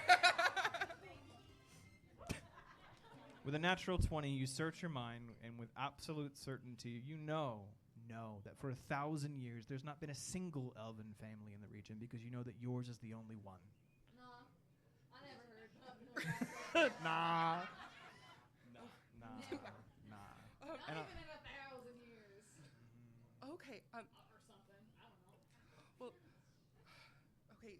Well, if these have, in like being down in the like mines, have we seen runes that are even like remotely like this? No, Or- nothing. And this, and Okay. you think that as you're looking at it, and this kind of like you get a sense for this language that you now are able to read, that you have never seen this language, Okay. and this is a completely new tongue, unknown to you and to anyone. This is an extraordinary academic discovery Okay. that you have to yourself. Okay. Nice. We'll need to be careful going forward. You think there's going to be more of this? I don't know. We have never seen anything like this before. I mean, the linguistic studies have been, obviously there's thousands of different languages, but this one is new. Okay, but like, what this is really starting to sound like is that it's going to take more than a day. Alright. Well, this Can't is imagine you up have here, much so. going on. I got sheep to tend to. Look at me. Well, then we'd best hurry. It's time to head on into the mines. Okay. Before we do that, Oh, can I sure. get some like rubbings of we can't just like let this leave. I don't know if it's gonna stay. It just Please, appeared. yes, no, I take did a some rubbing. Drawings. Okay. How are the I drawings? drew this. They are Put it pretty on good. The fridge. They are good drawings. Oh. Granny's wall. Yeah, we'll need just for the next game if you could get a drawing of Melba going through an existential crisis against an evil dark power. Yeah. That would be perfect. We'll get it right on the wall for Nana's basement. For Nana. Bernard, who's here with us today? Yeah. Is it her? Is it her? No, it's No, not. this is No, just it's a picture of a creepy white child. yeah. That's, yeah. She keeps looking at me, and it's honestly very distracting. Have you seen this white child? Oh, there, yeah. Oh, that one is so no. much worse. Yeah, that's That why one it's is- behind you. That one is worse. Yeah. All right. We will. With that, we will go ahead and after you've taken your rubbing, is there anything else anyone would like to do before we head into the mines? What? What I do? What is Taking your rubbing is just. I am sorry. It was you, though. You started laughing. I'm supposed to be heard and not seen. You know what? We haven't given out a prize in a while. This feels like an appropriate time. All right. Rubbing is a great time to give out Yes, it's a prizes. great time for a prize.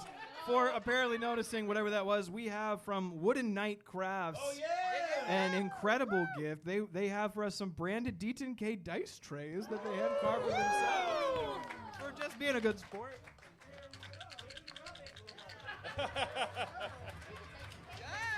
Ooh, all right. Rubbing.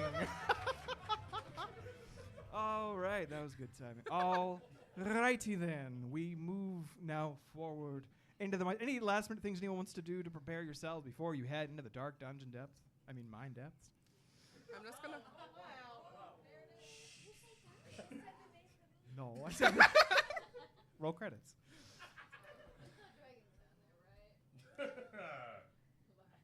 None that we've seen.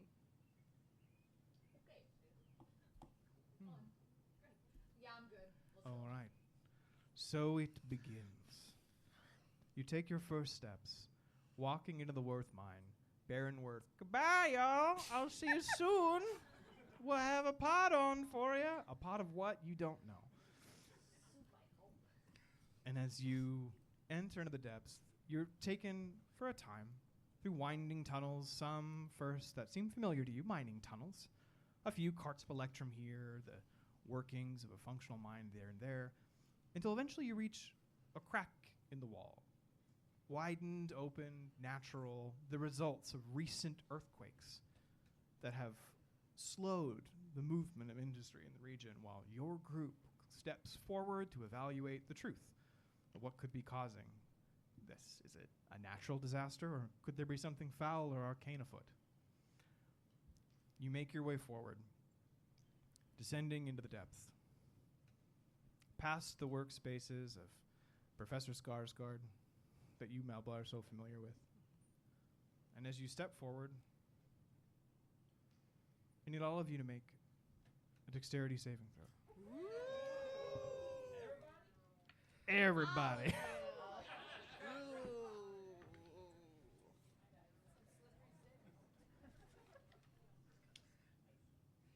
How are we doing? That's a 5. 5? 17. Uh-huh.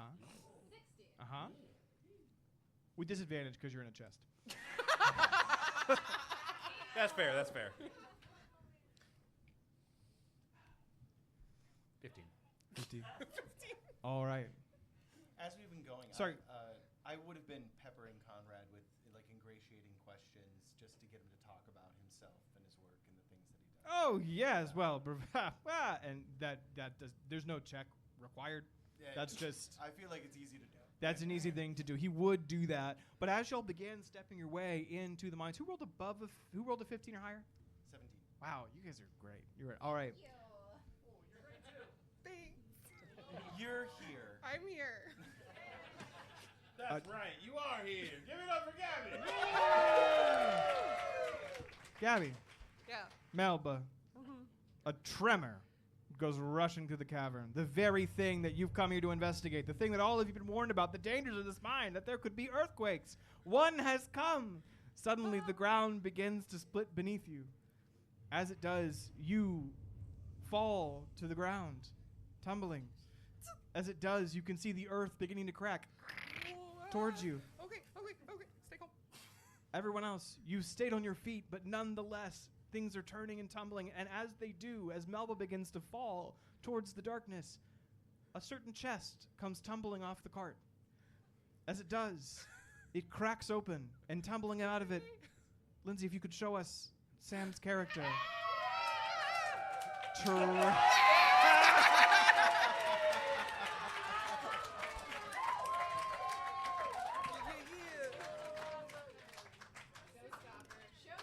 Trapper, as you burst out of the chest,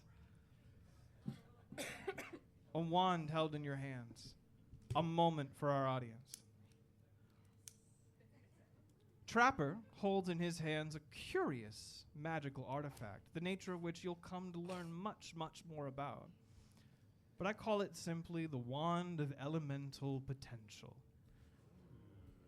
It has a funny trait, one that has left wizards like Conrad Gartanian confused ever since they arrived here to find it on sight.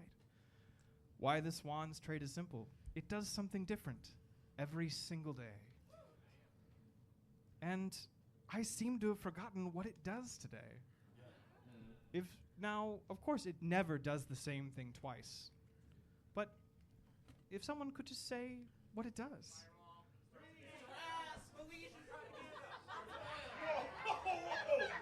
Whoa. Whoa. Okay. The fireball out I the gate don't was think we're wild. gonna pick it. I heard Malaysian propaganda. Malaysian propaganda. Now, I was like, oh my god. the very first thing we heard was Fireball, That was the right? first, That yeah. was the first. So today, who shouted out Fireball? Who was that? Who's the fireball? Woo! Well, oh wait. So who actually did shout Fireball? Raise your hand. Who is our Fireball? You can come on up here to collect your prize. It's a shot of fireball. One of these days. All right, now, so I have a prize for you, but in honor of the sort of random nature of the Wand of Elemental Potential, I want to give you an option. Now, of course, I could simply offer you this lovely dice tray, and that would be really, really nice. It, of course, again, brought to our friends at Wooden Knight Crafts. Thank you for that. Yeah. Or we we could roll for it. You want to roll for it? All right, now you don't know what you're going to get out of this, one way or the other, but let's go ahead and just say that, well, this is a lovely present here. This is a nice gift, that it could be better were you to roll a natural 20. But it could be quite a bit worse if were you to roll a natural 1. So I will go ahead and hand you this tray, and then we'll go ahead and have you roll.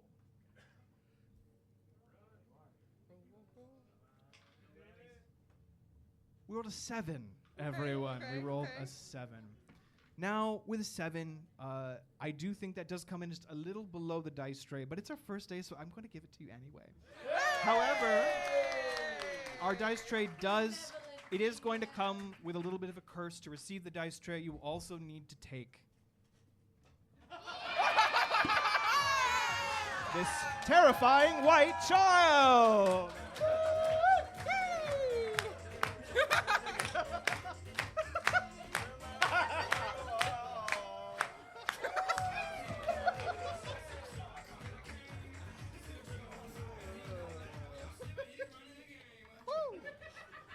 All right. Mr.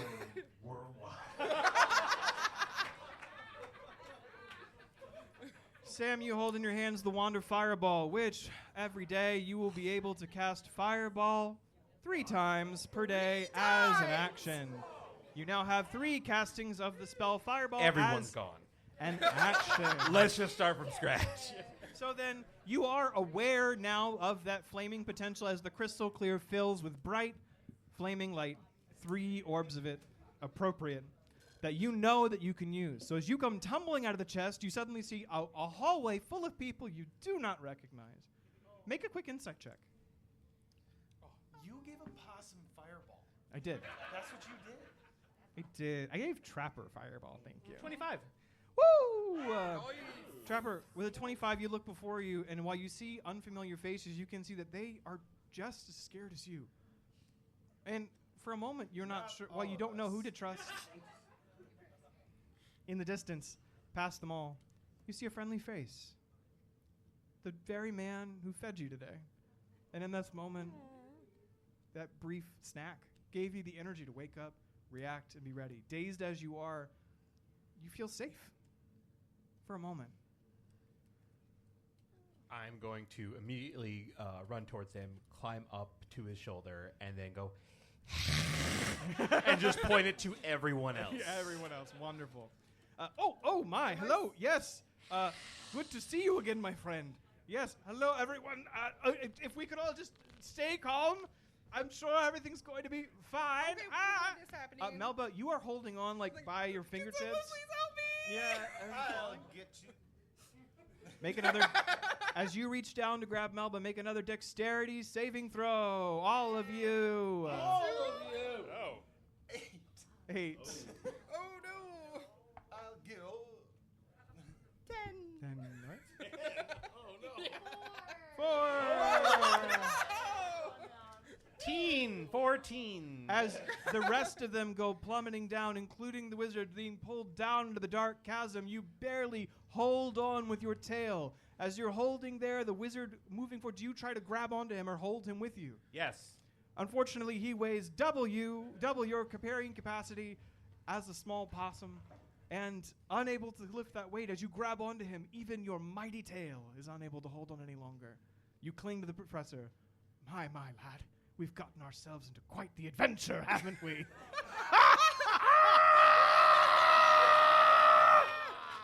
And as all of you plunge down into the depths, we will return to our friends and what has happened to them after our half-hour intermission. Please take some time, everyone, to grab yourselves a drink, use the restroom, and we will be back soon for more Dungeons and Dragons. Hey everyone, it's Nathan. From me and everyone at D10K, thank you so much for listening this far. If you want updates on our future live D&D shows and recordings, check out patreon.com/D10K or follow the D10K Instagram. You can find tickets for our first show run at Pillar Forum's website, Pilllar, PILLLAR.com. And we'd love to see you there. Thanks again, and enjoy the show. All right, everyone, we are going to start here in 10 seconds here. So if you have not come back to sit down, get back to your seats.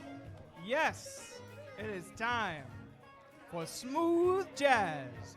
1 hour of smooth jazz brought to you by Dungeons and Dragons. And all the things we do in our minds by ourselves. Yes. All right, welcome back, everyone. I hope you had a good. I hope you had a good leg stretch. I hope you've able to grab another drink, or if for those, I know at least one person ran out here to eat an entire plate of tacos. What was you eating? Tacos, rice, and beans. There you go. Thank you to Maya, the restaurant.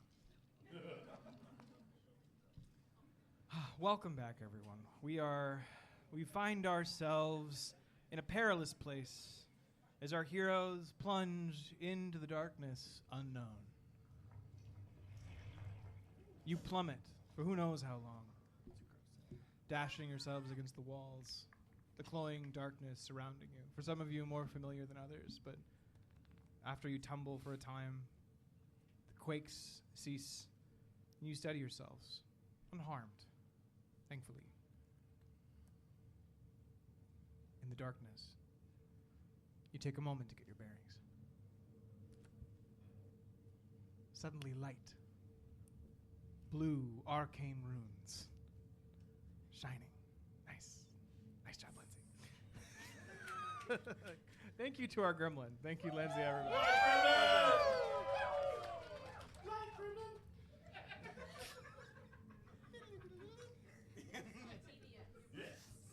Melba, dazed.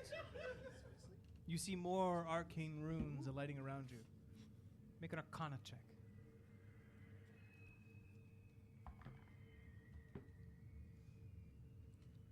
Natural 20.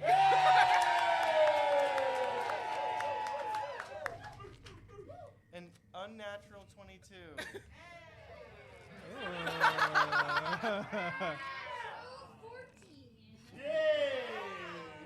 right.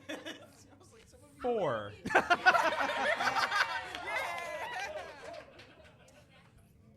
Trapper, 4. those were some exceptionally good raspberries today. It's still really sitting with you in all this darkness and terror. You're just, wow, that was great. Ovid, you've fallen far, far from home, deep into the earth, farther even than the sheep do go. This is unfamiliar territory, and that puts you on your toes. You know to be wary here. The beasts in the depths, they're powerful ones. Nail. You see these arcane runes stretched before you, and you know with certainty that this magic is beyond you, far beyond your scope.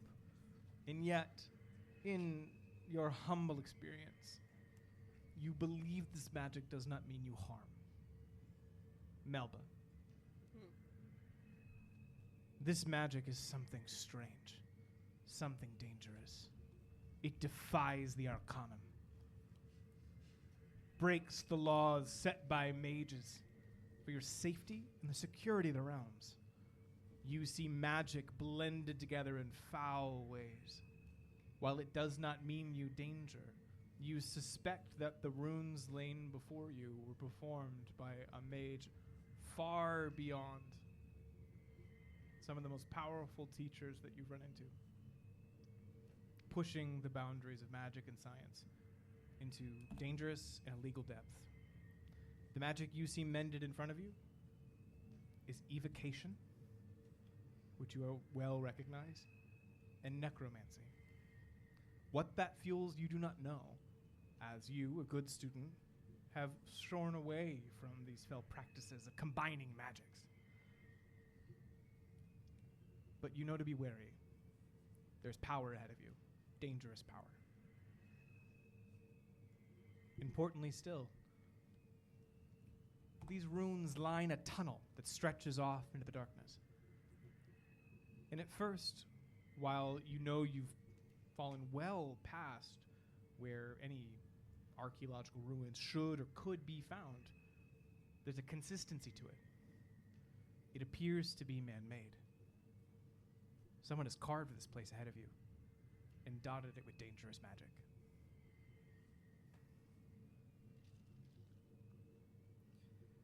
If I look at the walls, if I look at like the striations like in the dirt and stuff, can I try and like figure out what time we're at? Ooh, that's a good question. Like time of day?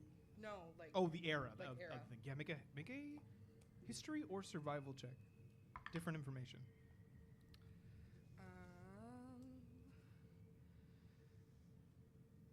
27. Wizards. Nerds. Give me all the All right. lore. Nerd alert. Nerd alert. All right, we love it. Melba, your brain is really cool.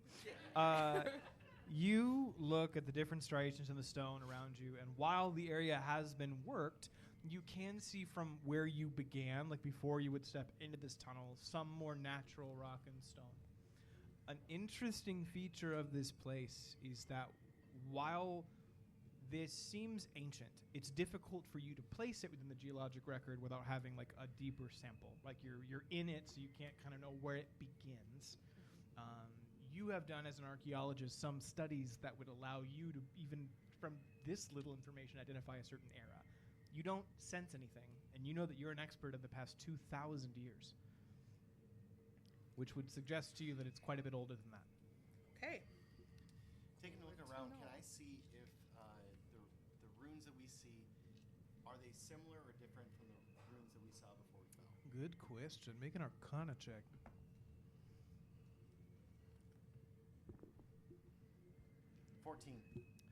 With a 14, it's difficult to say. Both sets of runes defy your understanding. This magic does seem beyond you, which makes you think it's weird to see two sets of powerful magic that go well beyond me. But Of course. but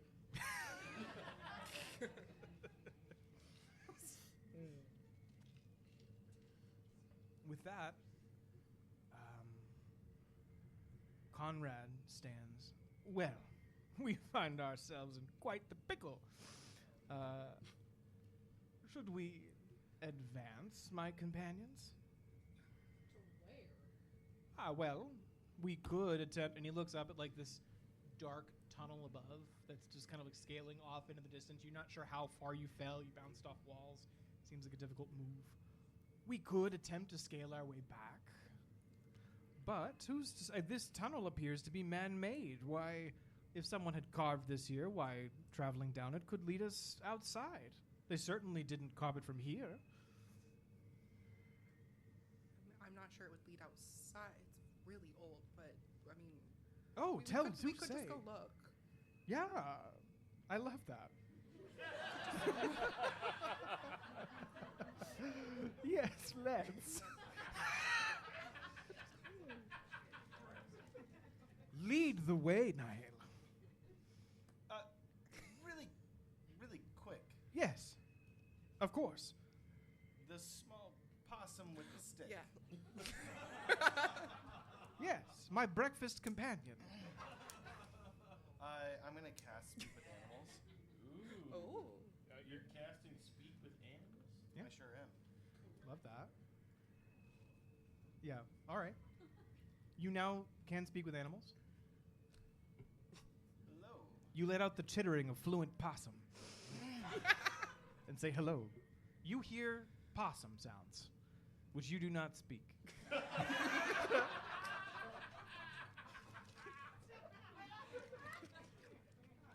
What is he saying? Oh. Shit, you. Oh. Oh, shit. Mine. What is he saying? I whisper into Conrad's ear. What is he saying? Oh. I'm not sure either. Some fell tongue. We truly have a dangerous man at our front. Good. Good. In the most bloviating possum accent, extending rations.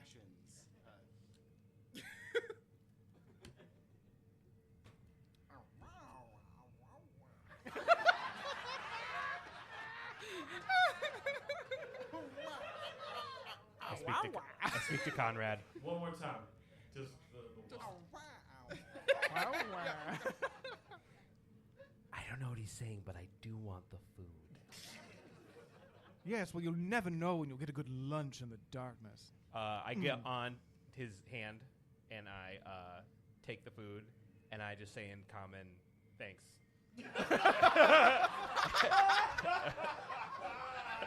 And I jump back onto Conrad's shoulder. That worked well. That worked well, yeah. And Well, look at you. Okay. Enjoy. Something maybe worth doing since we're like probably gonna. I figure we're gonna run into some shit. Something we run into was a possum speaking. That seems fine. But I think if there's a potential we're gonna get in some problems, and Ovid kind of does like this gesture, and a bunch of berries pop up into their hand, and they cast a berry. I got 10 of these, two each. Two each of us, and they dole them out. One for you, Thank two you. for you. In a pinch, these will make you right as rain for the most part. I eat them immediately. you feel like you've eaten 2 days worth of food in 2 bites. All right. Yes, speaking I of like which, your style. have any of you seen my porters? Your what? My porters. What? The folks who carry my bags. No. Oh, dreadful. You Good. want to do it yourself? Oh, well, I appear to have lost my train of luggage. A shame. I'll have to survive on my own wits. Ugh. Why do you sound so excited about this? Nothing. It's just a little adventure. Can I look? I'm gonna look at these guys. Was this planned? Seems so. Great. What's your name?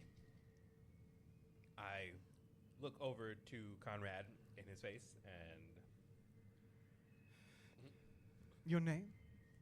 yes, I don't know your name. What were you doing in my office? I was setting up traps.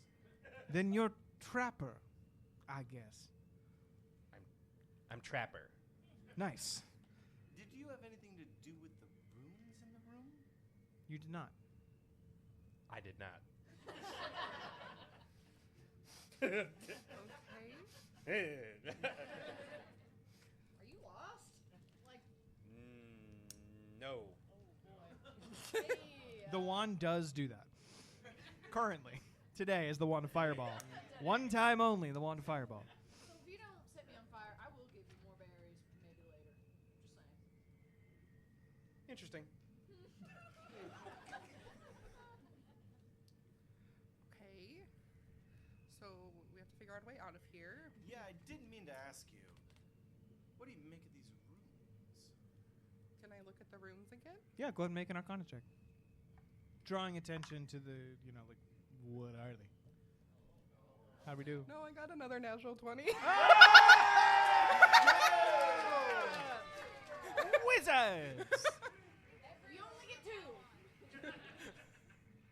Knowing that this magic is some kind of strange combination of necromancy and evocation, you begin to peek closer, concerned, knowing that in the wrong kind of circles, this knowledge would be dangerous and illegal and could hurt your chances at academic success. But you nonetheless delve deeper, having already today seen strange runes come from the darkness. And what you can determine with certainty is, at this point, that these runes do appear to be a different kind of magic. Okay. In fact, as you peer closer, you can see that there's a third school of magic. Abjuration, the magic of shielding and binding. And as you peek into that, seeing 3 schools of magic woven together, a shocking offense, you start to see that these aren't runes at all. There's something much more like an outgrowth, like an outcropping of stone, a natural occurrence. These weren't etched here. This is magic that seems almost to be growing here from the walls around you, which pulse with an arcane energy that you missed for the brightness of these runes. These walls are carved of powerful magics and laden with all of them. None of them transmutation, the magic of moving and shaping objects. This is strange. Okay. So there are different type of magic. Well, there's added magic. They're not the same. I don't know how to describe it. They appear to be natural. Really? Natural Really? magic. Would you know anything about Isn't all magic this? natural? Make an Arcana check using your wisdom. Me? Yeah. Natural 20. I have to pace my story. There are 5 more shows. There's 5 more shows, everybody. All right. Really nice to me. Well, not all magic is natural, which you know full and well, but nonetheless, you peek a little closer and you do feel a strange affinity to this place. You draw your magic from something different, not from your study, but from the way it wants to flow naturally and outpouring into the realms. And while the core of this, whatever seed was planted here, may have been tainted, foul, or warped, what has grown is natural. It has grown for a very long time. To grow this way, this place is ancient. I think that this magic was put here, Okay. but it's kind of done its own thing, and now it's Yeah. growing and it's still doing its own thing. Okay. It's old. It's real old. Yeah. My. I'm getting that. What an academic opportunity for us both. Think of it, Melba. Our name's in the papers. In the papes. In the papes. Get the newsies. It's a fine life. So theater kids started singing. We heard you. Hey, you're among friends. Just casually seizing the day. We're all carrying the banner right now. Let's go. At this point, you're all like 2/3 of a theater kid if you weren't already. Welcome to Dungeons and Dragons. You All did right. it. Congratulations. Nice job. Welcome. Well, fortune goes to the bold, doesn't it? And Conrad Gartanian slaps you on the back and begins marching forward. Lead the way, sir. Naturally. So I start marching where I think forward is. Sure. That would the most forward. Marching? Your options are. Up and everything? It's a little bit of a promenade. Okay. Yeah, for sure. Yeah. Okay. Are you like leaned back a little too, like chest out? Oh, it's chest out, chin up. Sorry. That's the way. All right. This truly, we love y'all. All right. Do the rest of you follow? Yeah. Yes. Could I get Naturally. Could I just get a quick marching order, everybody? How are we moving? Where are we going? I'm first. Do you stay first? Or do you I attempt? stay Do you first. attempt to move back? Or are you going for it? No, I'm staying first. Love that for you. Love that for you. It's a good. That's a good look for I you. love it for me too. Yeah. Everyone's rolling nat 20s, which means You do. Yeah. I think I'm in the back because I'm just like just staring around looking at Yeah, you're taking it all in. Yep. I feel like I'd be right in front of Melba. I am still on Conrad's shoulder, holding that. the wand, ready. Conrad is second in line, wherever Okay. that would be. That he chooses to be just behind you, but just distinctly behind you, with with our good trapper friend on the shoulder. And you begin to advance down the way. If our two in the front, Trapper and Al, if the two of you could just make a quick perception check for me as you make your way down the hall. 18.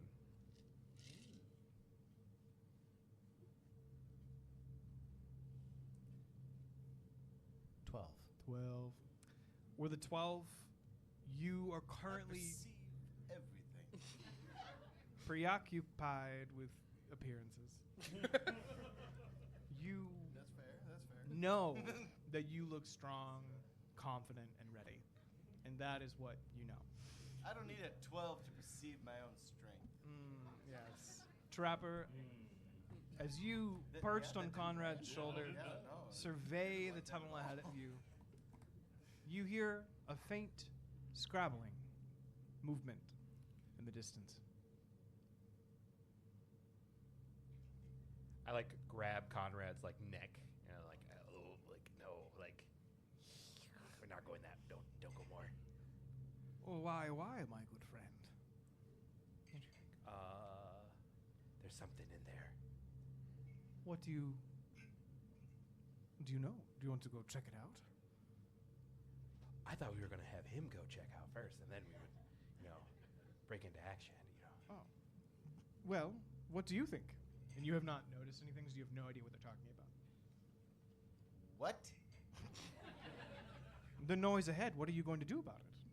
You seem so confident, I guess. Is it not a threat to you? Obviously, no threat at all. And then I'll advance forward. I get on his shoulder instead. I love that. All right, and the two of you begin to advance. I love that. I love that. That's got great energy. Wah.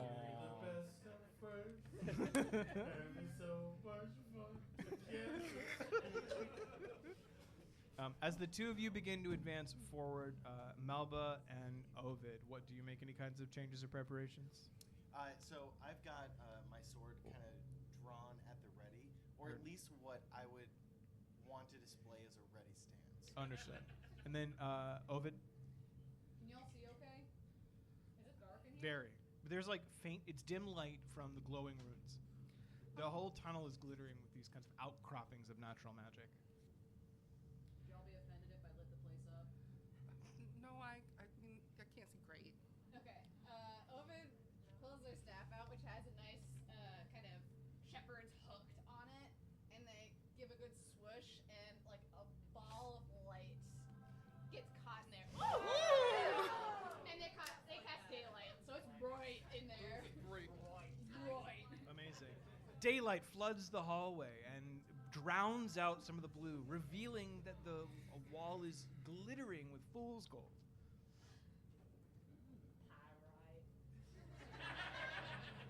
It's pretty nice. Also in D&D terms known as electrum. This is currency surrounding you. Large amounts of it. Large amounts of it? All of the walls are made of what appears to be electrum. There's a massive electrum deposit down here.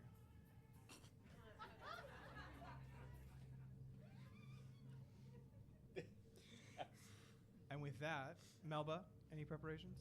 I think she's just very distracted by everything. I don't even think she knows that there's something ahead. Reasonable, yeah. I feel like if Ovid took a peek behind and like saw you just like and like there's something skittering up front. You might want to keep your eyes up. Oh, okay, yeah. Focus ahead. I don't think that's gonna work. I think I got 2 seconds of that.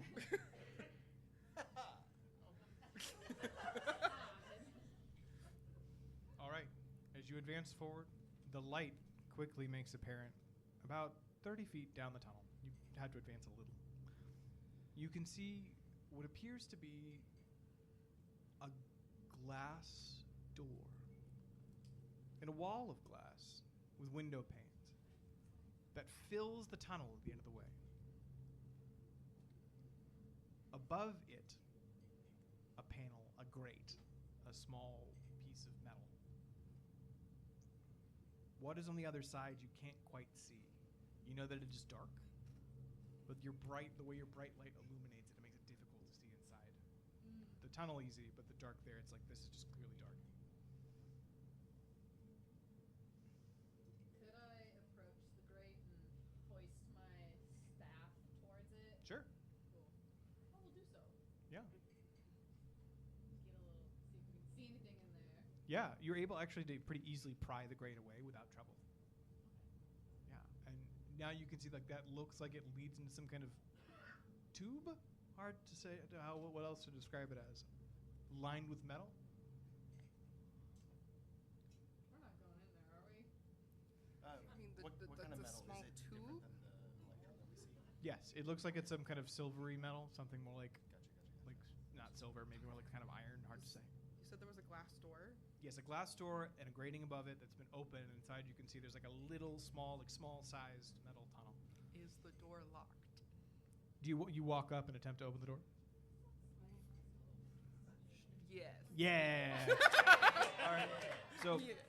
Melba, you walk up as Ovid is sitting here like prying this thing back in yellow pop, like sitting here looking at this like little tunnel. What's going on? Melba, you walk up and open the door, which opens easily, and look into the darkness, which is now with the window out of the way and like kind of with like the light kind of is able to leak in, and you're able to see much more clearly. You can see what looks like something difficult to describe. It is close to almost a ruined tavern. You can see that it is in a state of disarray. There are some tables and chairs. There's a counter, but the tables, a lot of them are overturned. Everything is covered in a thin layer of dust, and it appears abandoned. You can see some kind of like glass case, kind of thing you might see in a bakery, but it's busted and broken. And you see that this room, this strange tavern-like space, extends off in front of you to where you cannot quite see. Looks like And- this might be a bakery. In a hole? A bakery in a hole In the ground? in the ground. Maybe is it gnomish? What's a bakery? Maybe. It's a place where people make bread and other good stuff. I feel like you'd like it yes, a lot. Yes, bread. I know what that is. Yes, let's go in together, all of us, equally. Stay with me. I'll show you a thing or two. And I just go in. All right, yeah, you confidently enter, and as you do, immediately, scrabbling up from behind the like counter of this tavern, suddenly you see a 5-foot tall rodent, hunched over it, jaw dripping, open, eyes shining red in the light, and it turns. I don't look like that, do I? No. Well, you certainly don't sound like it. And it, hunched over the counter, stares right at you. From my my casting of Speak with Animals from earlier, do I still understand animals? That enough time has passed. Oh no, that was while we were in the tunnel. You just did not. So Yeah. yes, you would still speak with animals. Yes. Awesome. What is he saying? What can I get for you? What did he say? He's asking if he can get us anything. It looks like a. Tell him Dirty. raspberries. Do you have any raspberries? No. Make a quick insight check, Okay. Easy. and you can use your charisma. Is it gonna be 15, boss? 15 with a 15. You understand what it's saying, but something feels really uncomfortable. The creature doesn't seem comfortable as it's speaking. You don't sense ill intent. You sense pain. Well, what's on the menu today? We have drip and cold brew. So this is every Starbucks I've been to. No. Great. I'll take some of your drip. And it holds Well, out. really quick. Saying over to the. Are you still on my shoulder right now, or? Yes. Yeah. Okay. Be on the lookout for anything shifty. You? Anything else being shifty?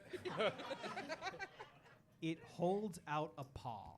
You're still standing in the doorway. You just walked in and it popped immediately, and you've had this conversation at a distance, but it holds out a paw towards you, waiting. Nah, no. I, of my own will and intention, will go in here alone with my friend. Why? What are you doing? What are you doing? There is. It's already broken. So I walk up. So, is there like a bar then with stools? Is that what we're looking Yeah. at? Yeah, like along kind of the side to the left. Okay.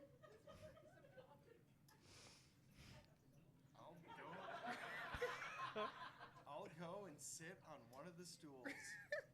And then it still walks up and like holds out a hand.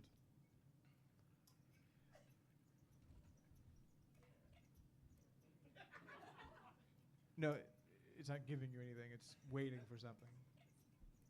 Make an insight check. Okay, thank you. Pay the rat. 17. Most businesses function on the exchange of goods and services for money. I'm so sorry. This is my benefactor, and I point to the possum.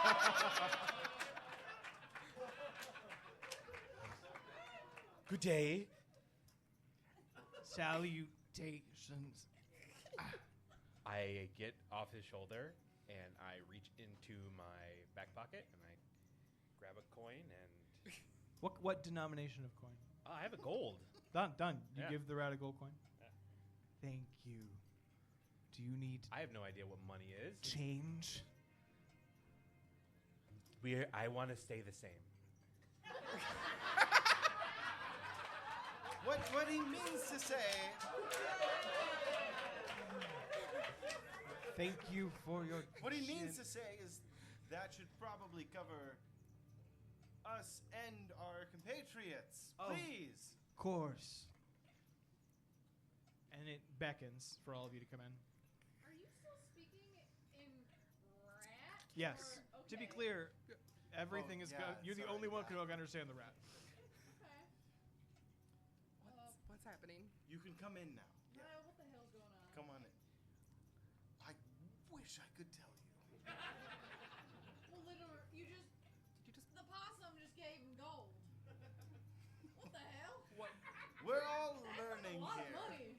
What are we paying? Why What's are we money? paying the rat? What does money do? I think For- we'll cover that later. Drip brew? Is that what it was? A drip or cold brew was the. Do we know? Yeah. For a But you said. beverage But you of said. any kind. You said drip. Just get on in here. I think it's safer in here. Really?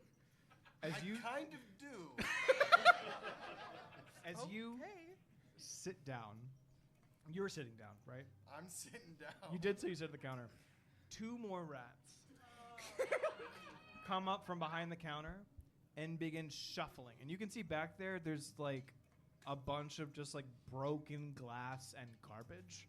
And they begin rooting around in piles of shit and just like pulling things around. And then suddenly one of them pulls up a jar full of what looks just like of garbage and leaves and mushrooms and dark tinted water. And as they hold it up to give it a shake, We've all been here. Mushrooms and water. I don't know where they got it from. and then they put like a cup, but like it's like a broken cup, so like half. It's like, and they start pouring the liquid from the top. And as they do, they pour it like through their rat fingers, catching some of the bits from the top of it, and like so semi-straining it out, but not really getting all the bits, and then pouring you a dark liquid, which they I- set in front of you. I would not. But why don't you? You asked for whatever. Thank that you is. so much. And I pick it up and then make a show of enjoying it. Don't drink it. A deception check, please. Yeah,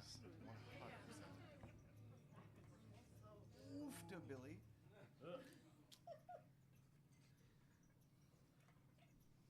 Yeah. 10. That's with a +7. That was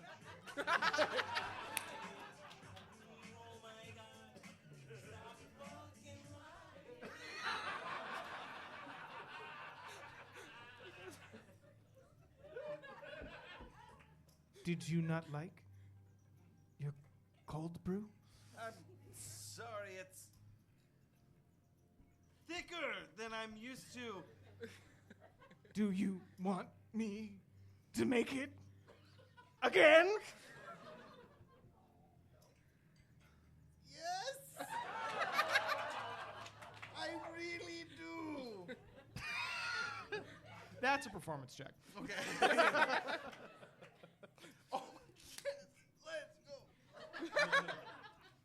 24.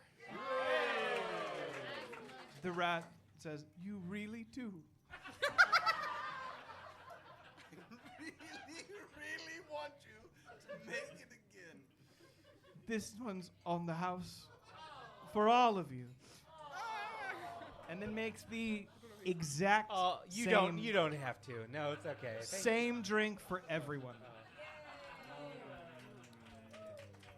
So while we're here, why don't you tell us a little about yourself?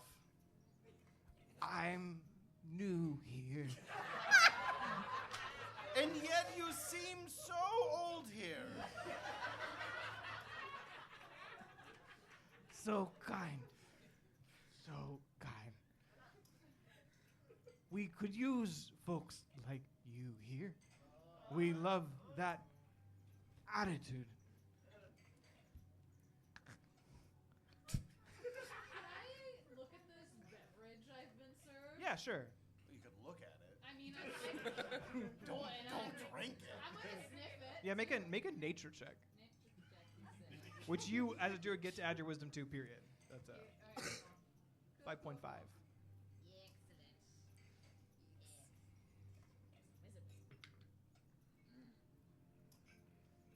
That would be a 13.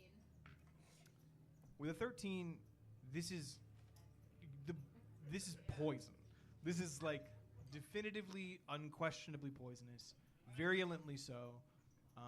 It is not hard to see. The DC was 1. Yeah, and importantly, you actually know that the mushroom that's used in this, when used appropriately, can be used to make potions of invisibility. With one to have the time to brew, and that this is, while poisonous, would be somewhat well preserved. Could I please get this to go? I've already had my cup of this. Of course, let me get you a to-go cup. When he turns around, I'm going to use sleight of hand and throw it away. roll sleight of hand. 20, dirty. Done. You just like chuck it over your shoulder, perfect, clean. No one saw it. Also, I don't know if that was translated by. You understood the rat responding. You didn't, but it seemed It's moving like. you intuit that it understood the comment.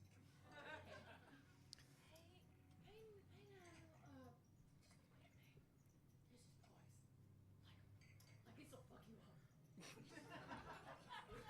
Don't drink it, please. But taking some of it, go. Because it could make a potion of invisibility. Just saying. As you say to go, the rat loots around the garbage and then pulls out what appears to be a burlap sack, and then takes your cup and dumps it into the burlap sack. Poisonous dark liquid running out the bottom, straining everything, including the mushrooms, which are now in a wet sack. That's not going to hold. You can add wet sack of mushrooms to your inventory. Yeah. First time! Hey! The wand was the first time. The wand. First mistake! Yay! Which I will write on my character sheet and probably promptly forget what it is and bring it up later. I have a wet sack of mushrooms. Flip it. Get ready. Melba, what do you do? I'm just kind of, I don't understand what's happening. So. You have a cold brew in front Yeah, of I you. have a cold brew. I'm gonna just kind of like hold it in my hands, just like gently cup it, and then just slowly like pretend to stir it and press to digitate it away. Could I get a sleight of hand check, but you can use your intelligence? Okay. I can use my intelligence though. Yeah. Okay. That is an 8. I rolled a natural 1 on my perception check. All right, that leaves us with but one person who has not managed their cold brew. Oh, I'm not touching it. Instead, I'm doing the, I don't know, really pompous thing of sifting it around. And then- Yeah, really experiencing savoring the flavor. Yeah, this is quite the bouquet. Thank you. We source it from local farmers. When you say when you say you're new here, where are you old from?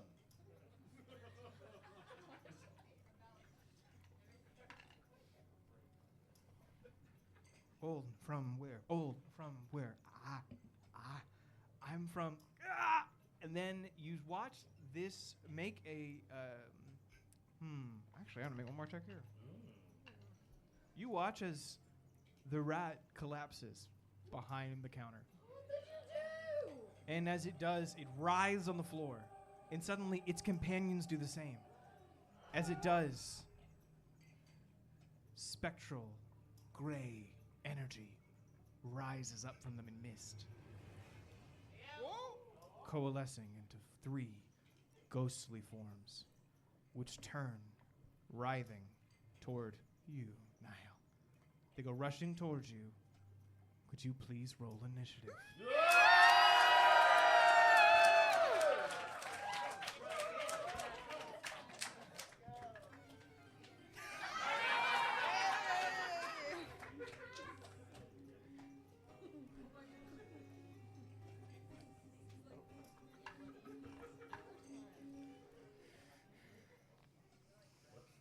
And could I get anyone 30 to 25? Anybody up there?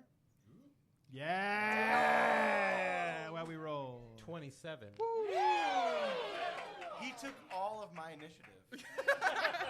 25 to 20. 20 to 15. 15 to 10. 13. Ooh, y'all are precious. 10 to 5.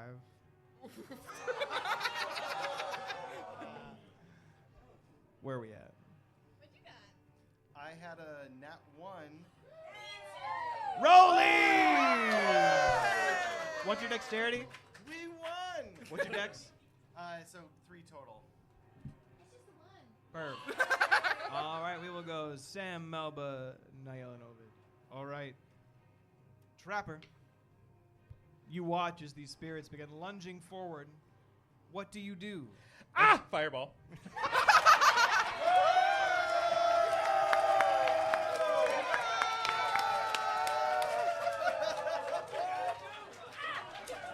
There wasn't anything else I could do. I mean, And that's the show. Would you please roll 8d6 damage? Oh, yeah. What? I need 8. Well, I got Thank you. Alright, that was not bad. Yes. Honestly, cast it again so we can One. even if it's inappropriate. Fireball, we're one not time even only, initiative. everyone. I One just- time only.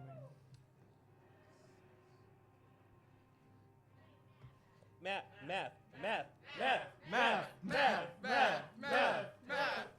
This is just like grade school again. 27 damage. Woo! All right. All 3 of the rat ghosts failed. However, everyone else is in the radius of this tiny coffee shop. If you could all make dexterity saving throws against Fireball. Oh no. And if you weren't a possum with a wand, I might let you aim it.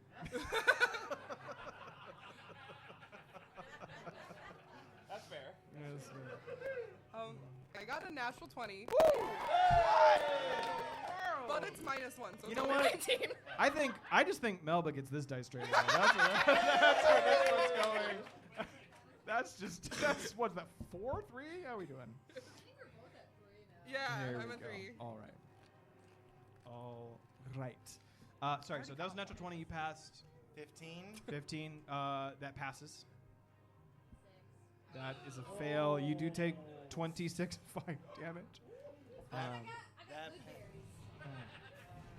passes like a However, kidney stone. with 26 damage, you watch as these spectral spirits dissipate like mist and vanish in front of you, blown away by the fireball. And all 3 of the rats are left as crispy rodents behind the counter. However, the last cold brew is evaporated, so you don't have to deal with that. Mushrooms? Don't have to deal with that anymore. No, they don't. Nah, at least I like them cooked, I guess. I don't know. Hey, Trapper. That's Yeah. really cool what you did. Could you maybe not do it when we're so close? Yeah. That hurt. No. Thanks for being so honest.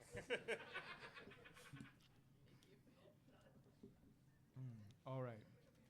You, at this point now, also have blown out the back wall of whatever this space was, and you can see that there's like a back entrance that like kind of comes out into some kind of a cavern off the way. What? Keep going. Keep going.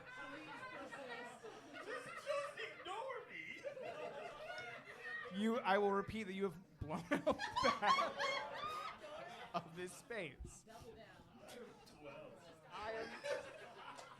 I am committed. This is my business partner, Nerdy. Yeah, and he's making con saves right now. Yeah. It's true. Out there. All right, so you see a way to advance forward.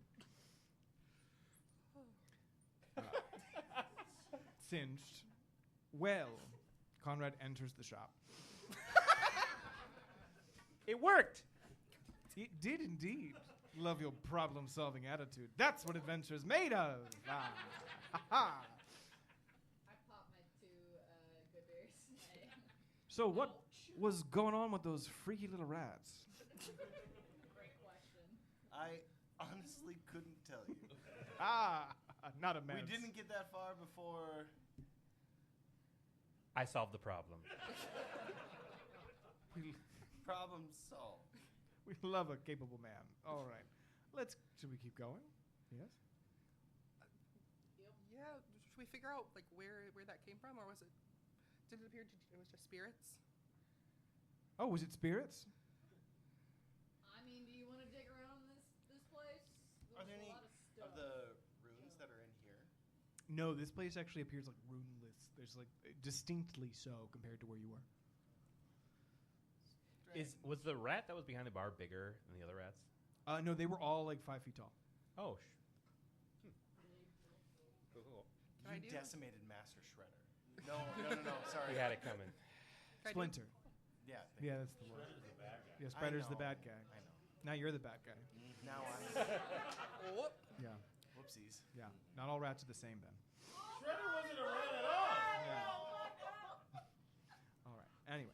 can I throw? Can I do a detect magic? Yeah. There's so much magic. So much magic. Like if like the like spirit magic coming from somewhere, or like just like a vibe of what's going on. It looks like me. It just kind of like I like crouch down and I just like set my hand on the ground, and then like a blue like wave goes out. You detect no distinct magic in this room currently. Nor do you detect magic on the burned remains of the rats. Which is interesting, because that was clearly some kind of strange magical effect. Make an Arcana check. 18. The absence of magic would suggest that what those things were, the spirits, that it is not a magical ability, but something natural to whatever they are. Okay. Whether they're ghosts or something else. I don't think it was magical. It was really is strange. I said if you're new here, where are you old from? And then the whole thing set on fire. It's because that sentence made no sense. I think it's actually rather profound. Maybe too profound.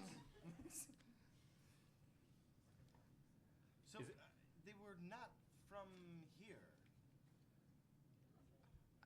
It just wasn't magic. It might have been spirits. It might have been something, but it did look like they were being puppeted. There's ghosts in the tunnel. It would appear so. Are we still like in the dusty bar area? Not so dusty anymore, I bet. Can I do a perception check to see if I can find like a back door or something that? Well, It's Yeah, not sure, a go ahead. dusty bar, Make a it's check. Speakeasy. 10. Looking around for a door, it's difficult with all like the singed embers and things floating around you. It's hard to tell. Almost exclusively. I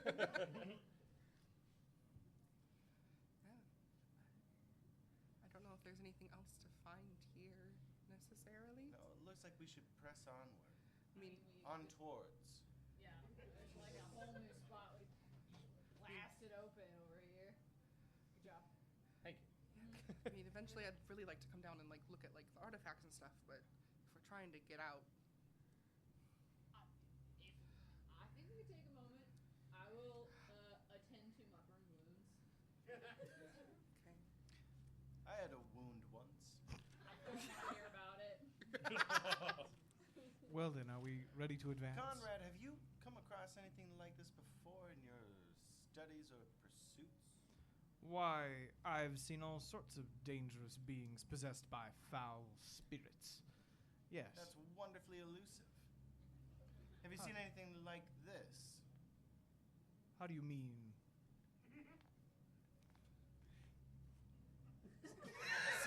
Seemingly quasi-possessed rats. Specifically rats. No, other vermin, maybe. I'll have to What consult. other Indeed. vermin? Indeed.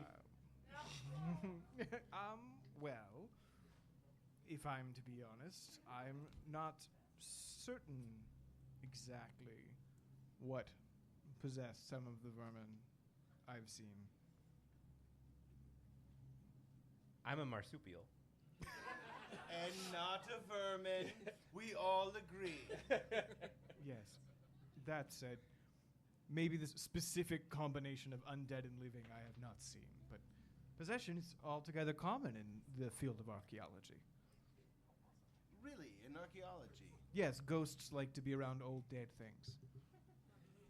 Are these rats old dead things?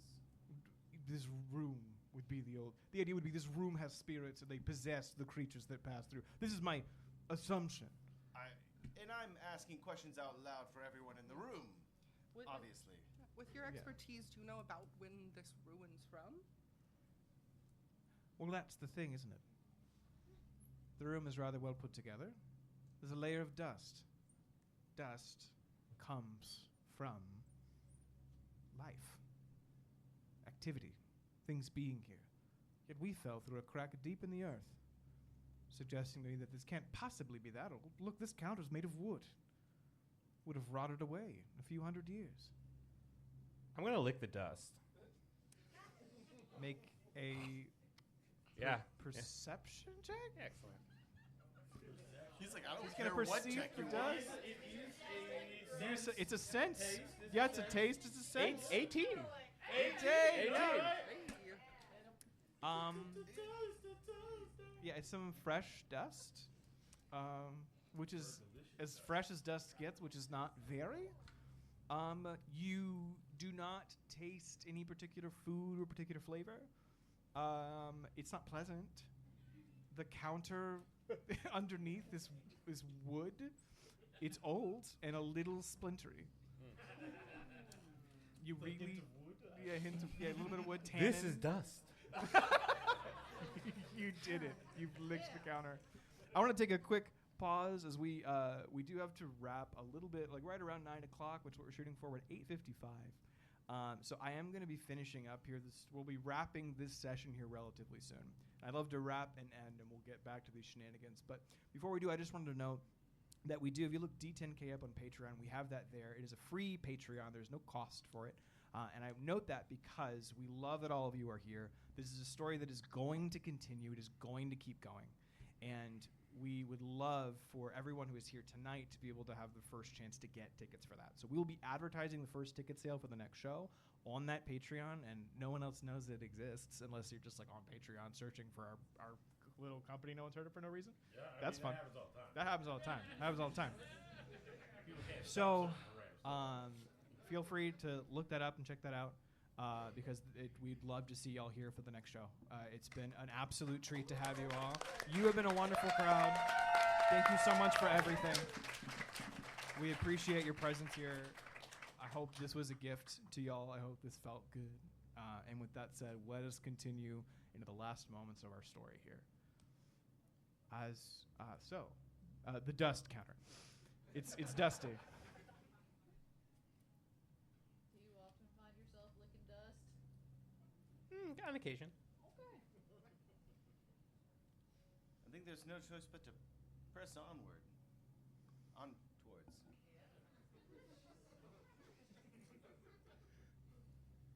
suppose so. Unless you were looking for stuff. I'm going to be completely honest. I'm a little out of my depth here. I don't exactly know. No, we're in the We're all Yeah. That is fair. We are all out of our depths. We're in the depths. Like, I- pretty in the depths. I honestly have no idea what period any of this could be Probably find more. from. Yeah, we might be. There may be more that might make it a little easier. This will be a landmark. Yeah. Go to the creepy place where the weird dead rats are with the people that were in, like the ghosts that were in them. I'm gonna be wrestling with that tonight. Like, if I rest my head down and I think about there being rats possessed by some spirits, I'm not gonna lie to you. Were they foolish. peoples? Were they I don't know. They were talking to us, fair? or at least understanding what I'm saying. That's They a gave me good the question. to-go bag. Were the ghosts rat-like? The ghosts were not rat-like. They looked humanoid in the brief moment that you had. I will be dealing with that tonight as well. Suspicious. Okay. So let's Sally forth. press onward. But Conrad, you stick close to me. Tell me everything you know. Of course. Everything. You just do sultry stares at each other, but like not sultry, just like you're always giving this energy. It's a lot. You're both a lot. I'm not a lot. I'm the most.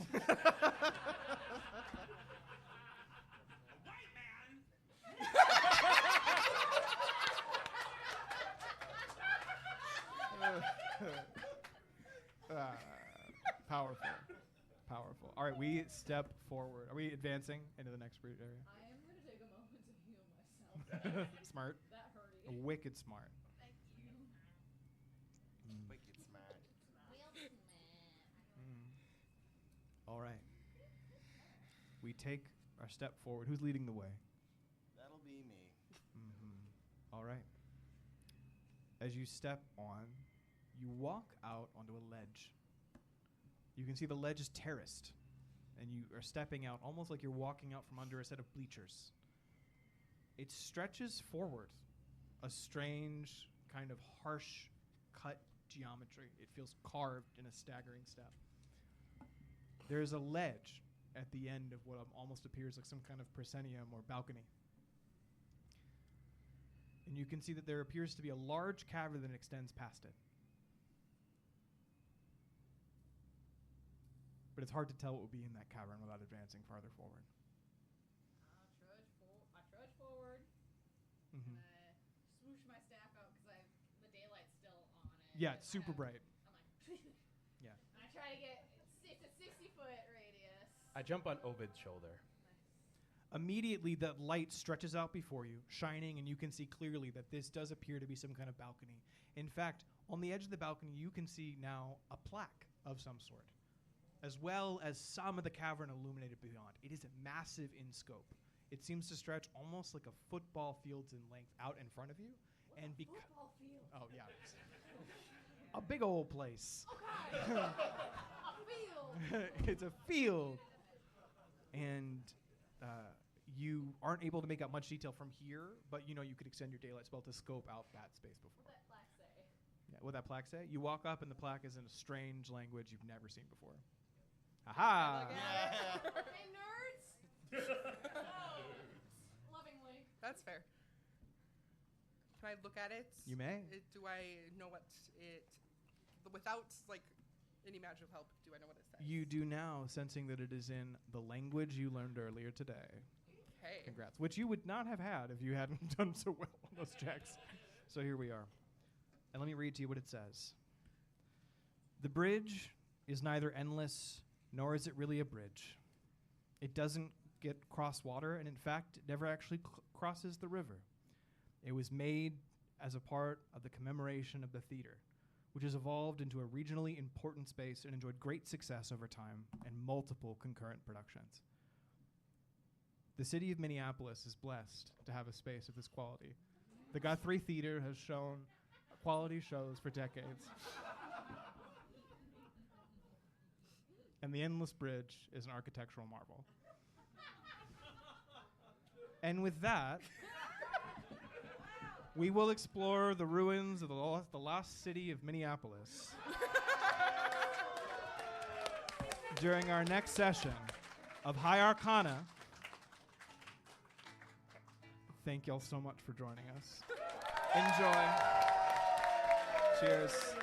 Have a good night.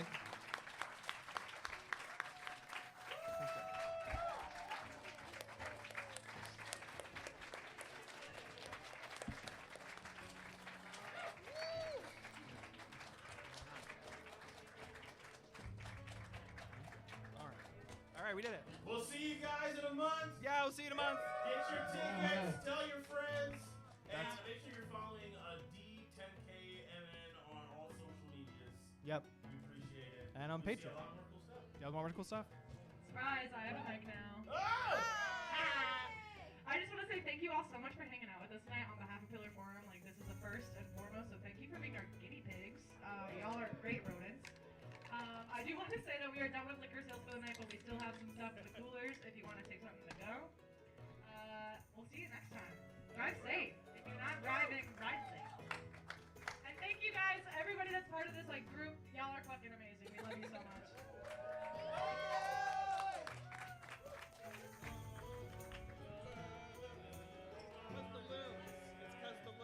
Yeah, now you see that it was all to connect it. Because the Loons, it's our team, and it's their fight song. It's the thing. You want me to hold on to this?